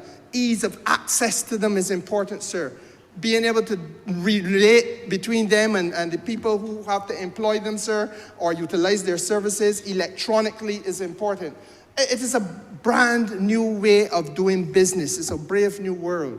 And we got to be part of that, sir. And it is for those reasons, Mr. Speaker, sir, being respectful of time, that I want to fully support and associate myself with this particular piece of legislation and wish it well as it progresses through the passage of the 2 houses of assembly of this country. I'm obliged to you, sir. Honourable Member of St. Michael's South Central. Thank you, Mr. Speaker. I rise to lend just a few words to this debate, especially based on the last 2, well, not the last 2, should I say the last 2 substantive contributions, the members on this side, but in particular the member who piloted the bill, in so much as he said in his presentation, if anyone is listening, and then he made some recommendations for the work that needs to be done. I hope that he knows that the member who has responsibility for technology and innovation is definitely listening. I dare say that is why I am here. But I also want to build on the platform that was built so capably by the member who just spoke with respect to the future of these kinds of transactions. And the member made an invocation to us to think ahead, to understand what is needed now. Really what is needed now is not so far in the future, it is here. And the fact is that Right now, Barbados, like most jurisdictions of our kind, we've become quite good, quite expert in producing and validating the authenticity of documents in a physical environment. And so, embossing of letters, printing of certificates on the most delicate of parchment paper, security laminates on cards, stamps, wet signatures from authorized personnel.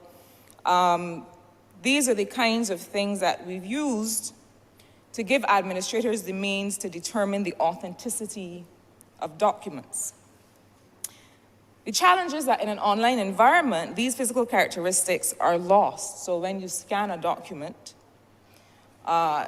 you cannot perceive or transmit a seal or any of the other means of authenticity or authentication that would apply to a physical paper environment. And so when you have to do that, when you have to scan to send something abroad, when you have to scan something to send it even to your neighbor, to send it to a client of the licensing authority or the transport authority or any service that we provide to the government, to the people of Barbados, then the whole capacity for authentication goes away. It brings us then to something that the Ministry of Innovation, Science and Technology is working quite swiftly on and towards, along with key partners like the Immigration Department and the Central Bank of Barbados. The thing is that this business of moving to an online environment, making services available online for people so that either in this jurisdiction or others, they can do business more easily, more quickly, and at a lower cost. It is not just a government matter. And in fact, we saw that with the introduction of the Easy Pay platform and other payment services, which really where government cannot do it alone. And we have to work with other institutions, in particular financial institutions, in order to make this happen. And so similarly, we have the question of what we know as public key infrastructure.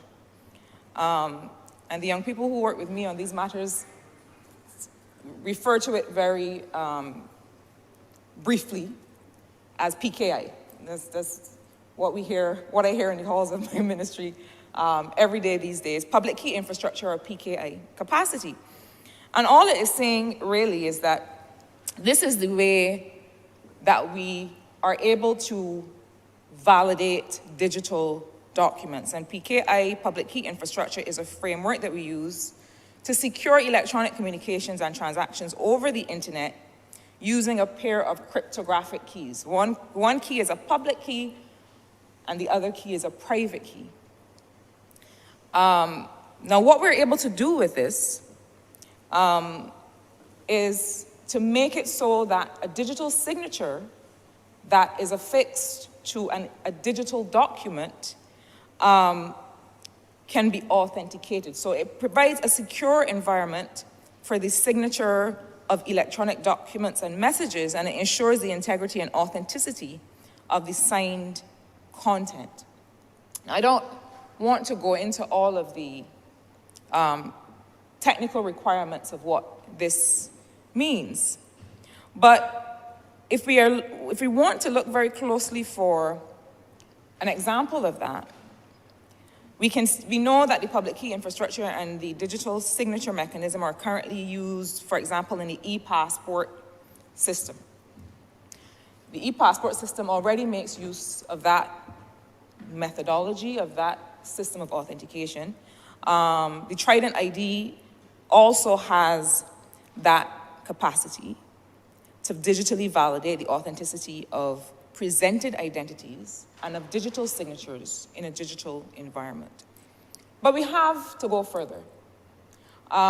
We really have to be able to create, and that's what MIST is working towards now, but we can't do it alone. We're doing it along with the other users of this very important capability. The current legislative framework allows for the legal recognition of electronic signatures through what we know as the Electronic Transactions Act, and that's important. So we'll note that the legislation that comes to this honourable place now always allows for whatever we are validating or presenting, where signatures or publication are required. Legislation now also allows for that in a digital environment, which is good. But while the legal recognition of electronic signatures that is enabled through the Electronic Transactions Act is an important step, it isn't enough. We need to have an environment where there is more legal certainty about the mechanisms by which electronic signatures are generated, accepted, and regulated. In other words, you need to know for sure that if you receive an electronic signature from the Immigration Department, that can be trusted. It cannot be generated anywhere else. It has a singular provenance. It comes from one place. And so the public key infrastructure is what allows us to do that. Now, currently, the existing PKI regime is governed by ICAO, the International Civil Aviation Authority standards. It is also governed by our Barbados Identity Management Act and by Barbados' Electronic Transactions Act. And that is the only way in which we've been able to have the e-passport and the Trident ID card. So what do we have to do now? What we need is to embrace this approach, this methodology, this digital authentication process. We need to embrace this all over the country, in a whole of country manner. Because it has to be that if we are moving fully to online transactions, that anyone who must receive, so whether it is a financial institution, whether it is the registry, whether it is the state hospital, anyone that receives a document from an individual must be able to trust its origin, must be able to trust that it could not have been forged because of the dual public key cryptographic approach. So this is technology that must be proven to be infallible. And so we need to make sure that we adopt it in a whole of country manner to allow for its recognition, and for all of what we call the derived artifacts, any asset that is produced from this technology, to allow for it to be used in all sectors of the country at all times in a 24-hour, 7-day-a-week environment. So, what we will soon be seeing is a move towards having the appropriate legislative framework in order to build out that system, in order to build out an entire digital trust services regime for Barbados. And when I say digital trust services, all I really am talking about is the full range of solutions and mechanisms that are designed to ensure the security, privacy, and reliability of digital transactions and interactions. Now, sir, I pause here for a moment to acknowledge that if we want, and when I say we, I mean all of us as Barbadians, as a country, as a society, as an economic jurisdiction, as a place that must be concerned with creating opportunities for all people to thrive, to realize the full range of their choices, to be able to operate in the fullness of whoever they want to be. If we say that we want that, then we also have to create the systems that make it safe to do that in every environment. And so the questions of law and order and the things that protect people are not just applicable when you're walking down Swan Street, or when you're in Dover, or when you're in any other part of Barbados. Increasingly, questions of security and safety in conducting business are going to apply in an online environment. I say all that to say that whether it is the electronic transactions legislation or the data protection legislation or the cybercrime legislation, or move towards this secure environment for digital signing, these are the ways in which Barbadians are going to be protected so that they can act with certainty when conducting business in this digital environment. Sir, as we move to modernize the way that we do things, and really to join the rest of the world in the way that we do things, because when we're talking about exports, when we're talking about integration into global markets, we cannot integrate into global markets that are digitally led while we operate in an analog environment. You know, when I go to Costa Rica or to Panama or to Argentina, I almost said Argentina, because I was about to make the point that I have to speak the language. I have to be able to relate to the environment in which they relate. Similarly, if we are talking about giving people opportunities to earn from right here where they may sit, then we have to make sure that we also provide the tools for people to function in that online environment. But more than that, even setting aside the need to create online opportunities for young people, and more we're talking about issues that relate to allowing people to be able to monetize their online content, and what are the global conversations we have to have about that, because we do. We have to make sure that we are talking to the owners of large online marketplaces like Google and Amazon and others to say, look, we also have creators and entrepreneurs in this part of the world who have a right to be able to access these markets. And how are we going to make that happen? And how are we going to liberalize the same rules that they always want the global south to liberalize? How are you in the global north? How are you in developed countries going to liberalize your financial rules so that we or content creators and business people can have access? That is one of the conversations we have to have at the international level.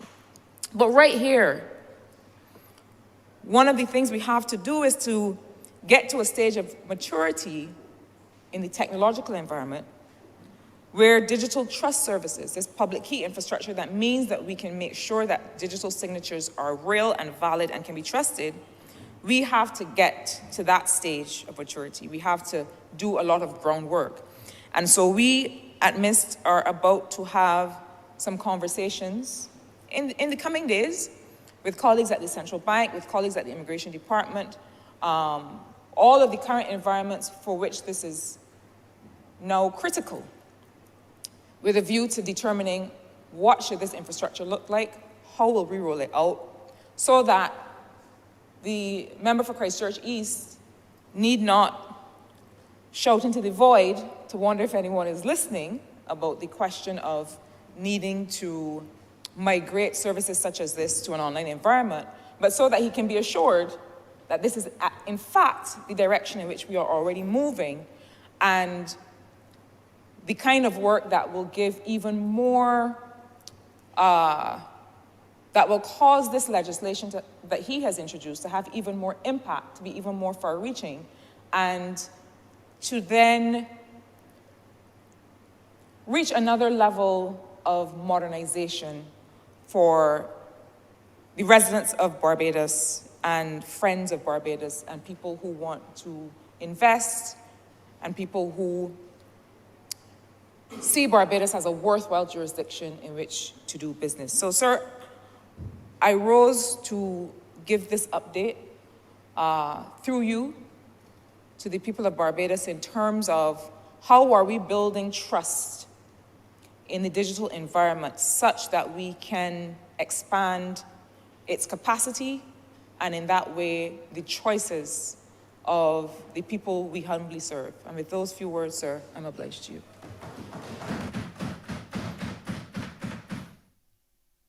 Honourable Member for Christchurch East. Sir, with such an entirely comprehensive supporting cast, in this one, sir, there's almost nothing left for me to say, but allow me just simply to say, sir, in everything we do. We debated the law reform, the amendments to the Law Reform Commission's legislation recently. And the point was made there that we have hundreds of acts of parliament, some that were passed for a particular reason, some that are of general application, some that people collide with often.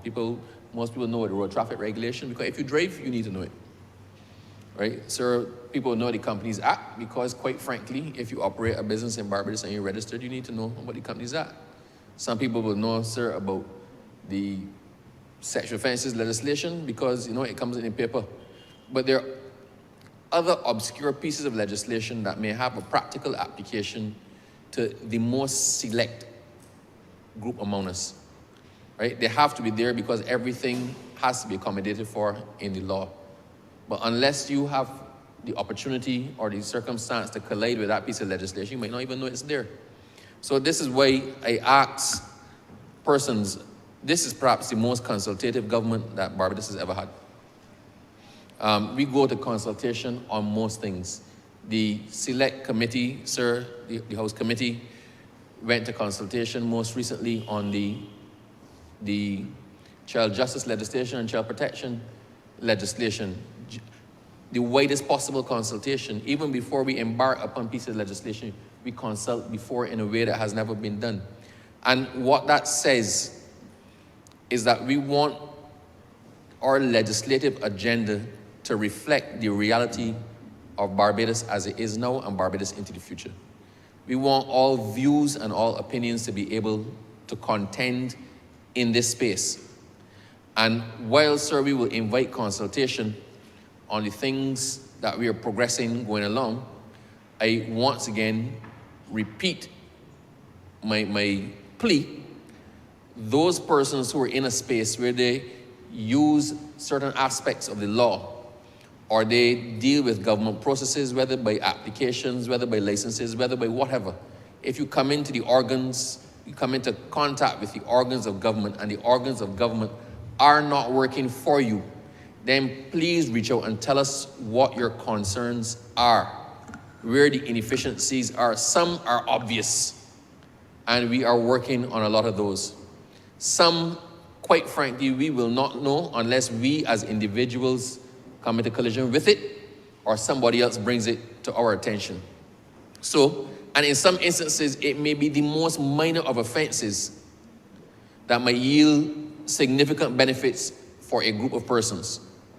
So I'm encouraging persons, please use the Office of Citizenship Engagement within the Office of the Prime Minister to reach out and to advise of the things that you think are inefficient, the hiccups in the system, where you think we can do better.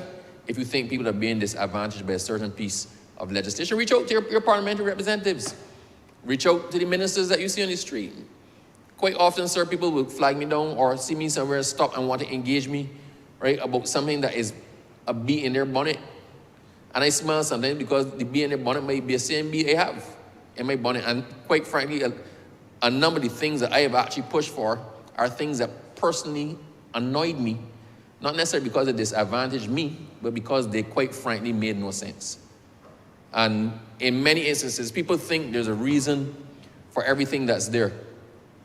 And if the law says X, Y, and Z, then it has to be X, Y, and Z. They don't think that it might have been X, Y, and Z back in 1900, but that X, Y, and Z makes no sense now.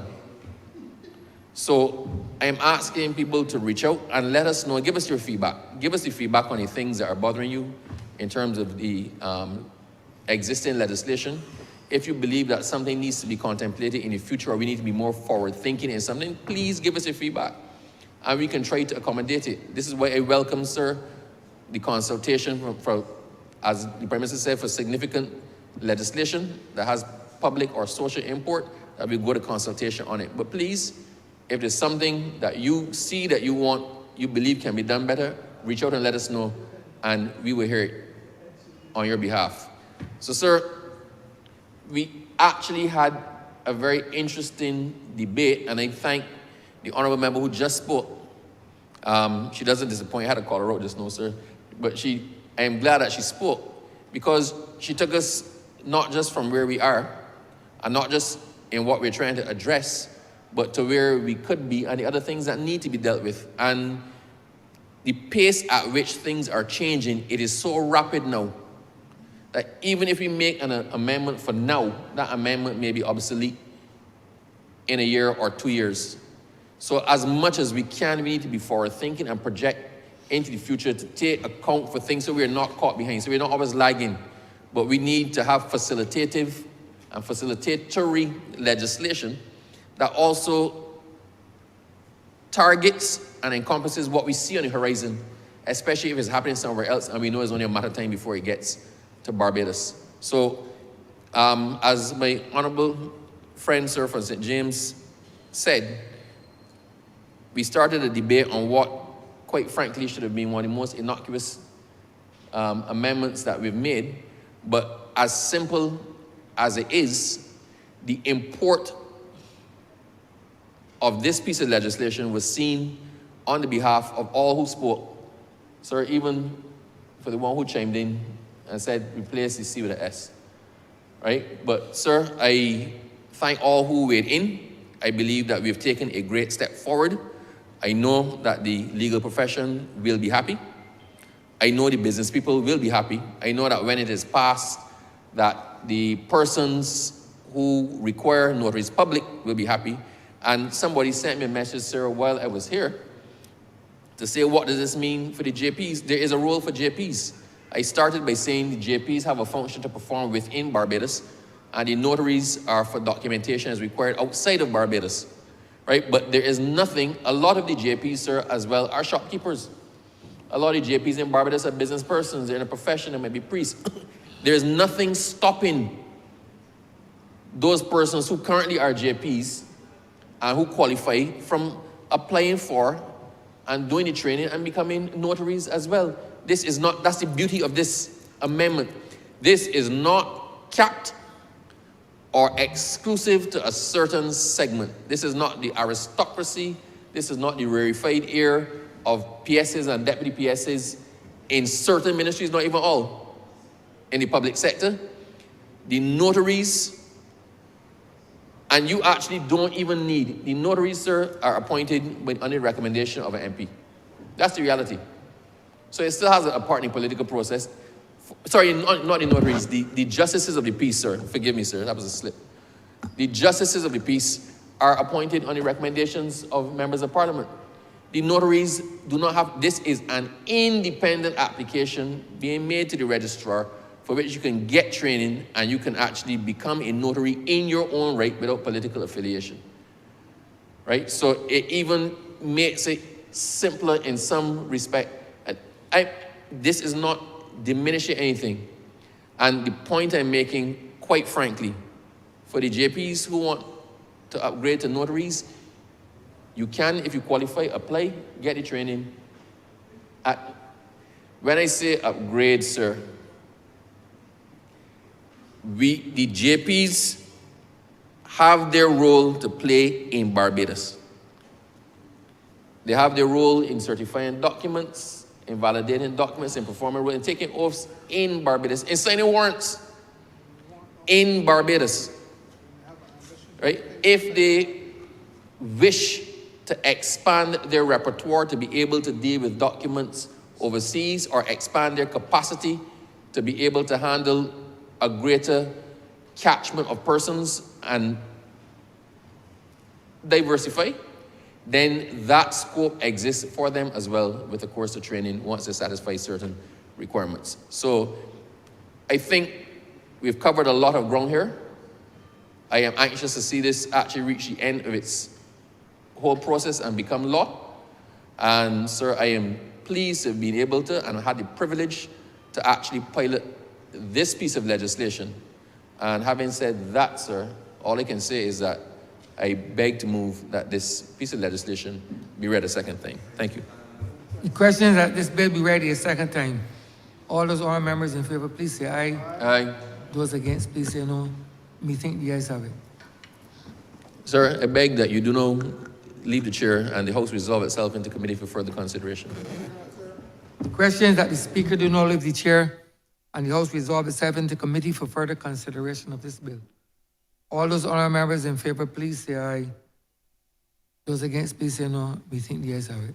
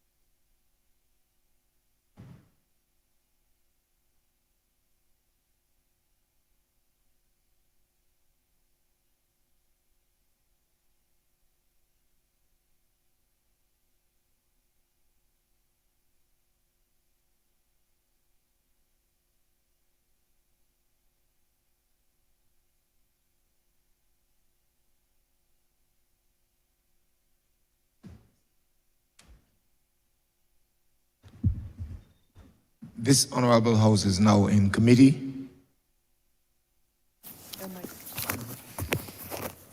Mr. Chairman, maybe take the bill in two parts.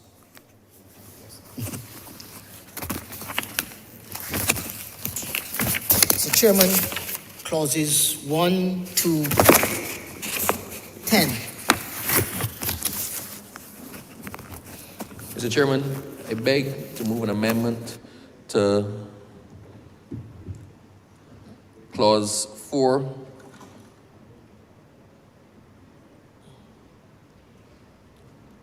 C, sir. Sorry, 3(4)C. That, as present reads in terms of the qualification that it possesses at least 10 years professional or business experience, and that should now be 15. So that is clause 3(4)C. So it be 15 for the persons, the professional business persons, in the same way as 15 for the accountants and for the lawyers. And sir, and also in 4(2)B, the language is a little bit clumsy, sir, and it should read 2 character references with 1 from among the following persons.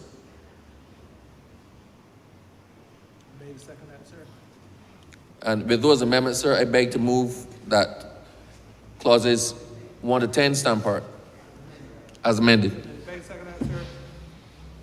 The question is that clauses 1 to 10 as amended stand par. All honourable members in favour, say aye. Honourable members against, say no. Methinks the ayes have it.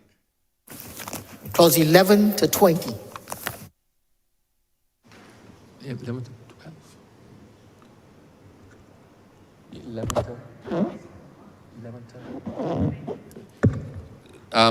Sir, I beg to move that clauses 11 to 20 stand part. Second that, sir. The question is that clauses 11 to 20 stand par. All honourable members in favour, say aye. Aye. Honourable members against, say no. Methinks the ayes have it. The first schedule. Mr. Chair, I beg to move that the first schedule to the bill. Second that, sir. The The question is that the first schedule be the first schedule of the bill. All honorable members in favor, say aye. Aye. Honorable members against, say no. Methinks the ayes have it. Second schedule. Mr. Chair, I beg to move that the second schedule be the second schedule to the bill. May second that, sir. The question is that the second schedule be the second schedule of the bill. All honorable members in favor, say aye. Aye. Honorable members against, say no. Methinks the ayes have it. Third schedule. Mr. Chair, I beg to move that the third schedule be the third schedule to the bill. May second that, sir. The question is that the third schedule be the third schedule of the bill. All honorable members in favor, say aye. Aye. Honorable members against, say no. Methinks the ayes have it. The fourth schedule. Mr. Chair, I beg to move that the fourth schedule be the fourth schedule to the bill. May second that, sir. The question is that the fourth schedule be the fourth schedule of the bill. All honorable members in favor, say aye. Aye. Honorable members against, say no. Methinks the ayes have it. The fifth schedule.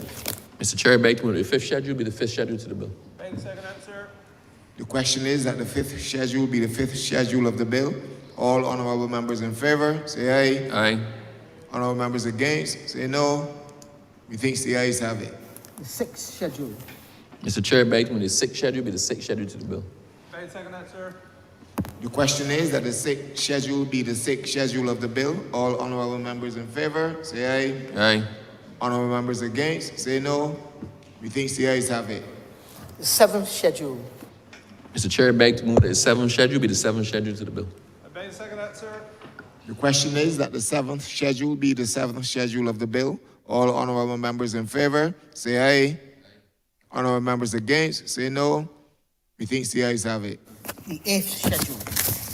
Mr. Chair, I beg to move that the eighth schedule be the eighth schedule to the bill. May second that, sir. The question is that the eighth schedule be the eighth schedule of the bill. All honorable members in favor, say aye. Aye. Honorable members against, say no. Methinks the ayes have it. Just out of abundance of caution, sir, the point raised by the Honourable Member for Christchurch South with the C and the S is being treated as a typo, sir, will be adjusted accordingly.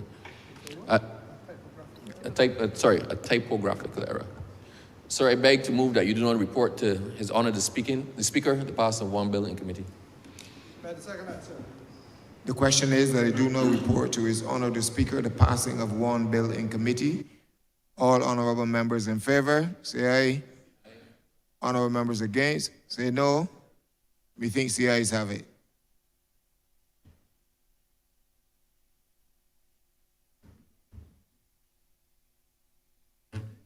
Yeah, forget. Chairman of committees is reporting the passing of one bill in committee. Honourable for Christchurch East. Mr. Speaker, I beg to move that the bill be now read a third time. May second that, sir. Question is that the bill be read a third time. All those honourable members in favor, please say aye. Those against, please say no. We think the ayes have it. Mr. Speaker, I beg to move that this bill do not pass and be cited as the Notaries Public Act 2024. May second that, sir. The question is that the aforementioned bill be passed and so cited. All those honourable members in favor, please say aye. Those against, please say no. We think the ayes have it. This bill is passed and so cited.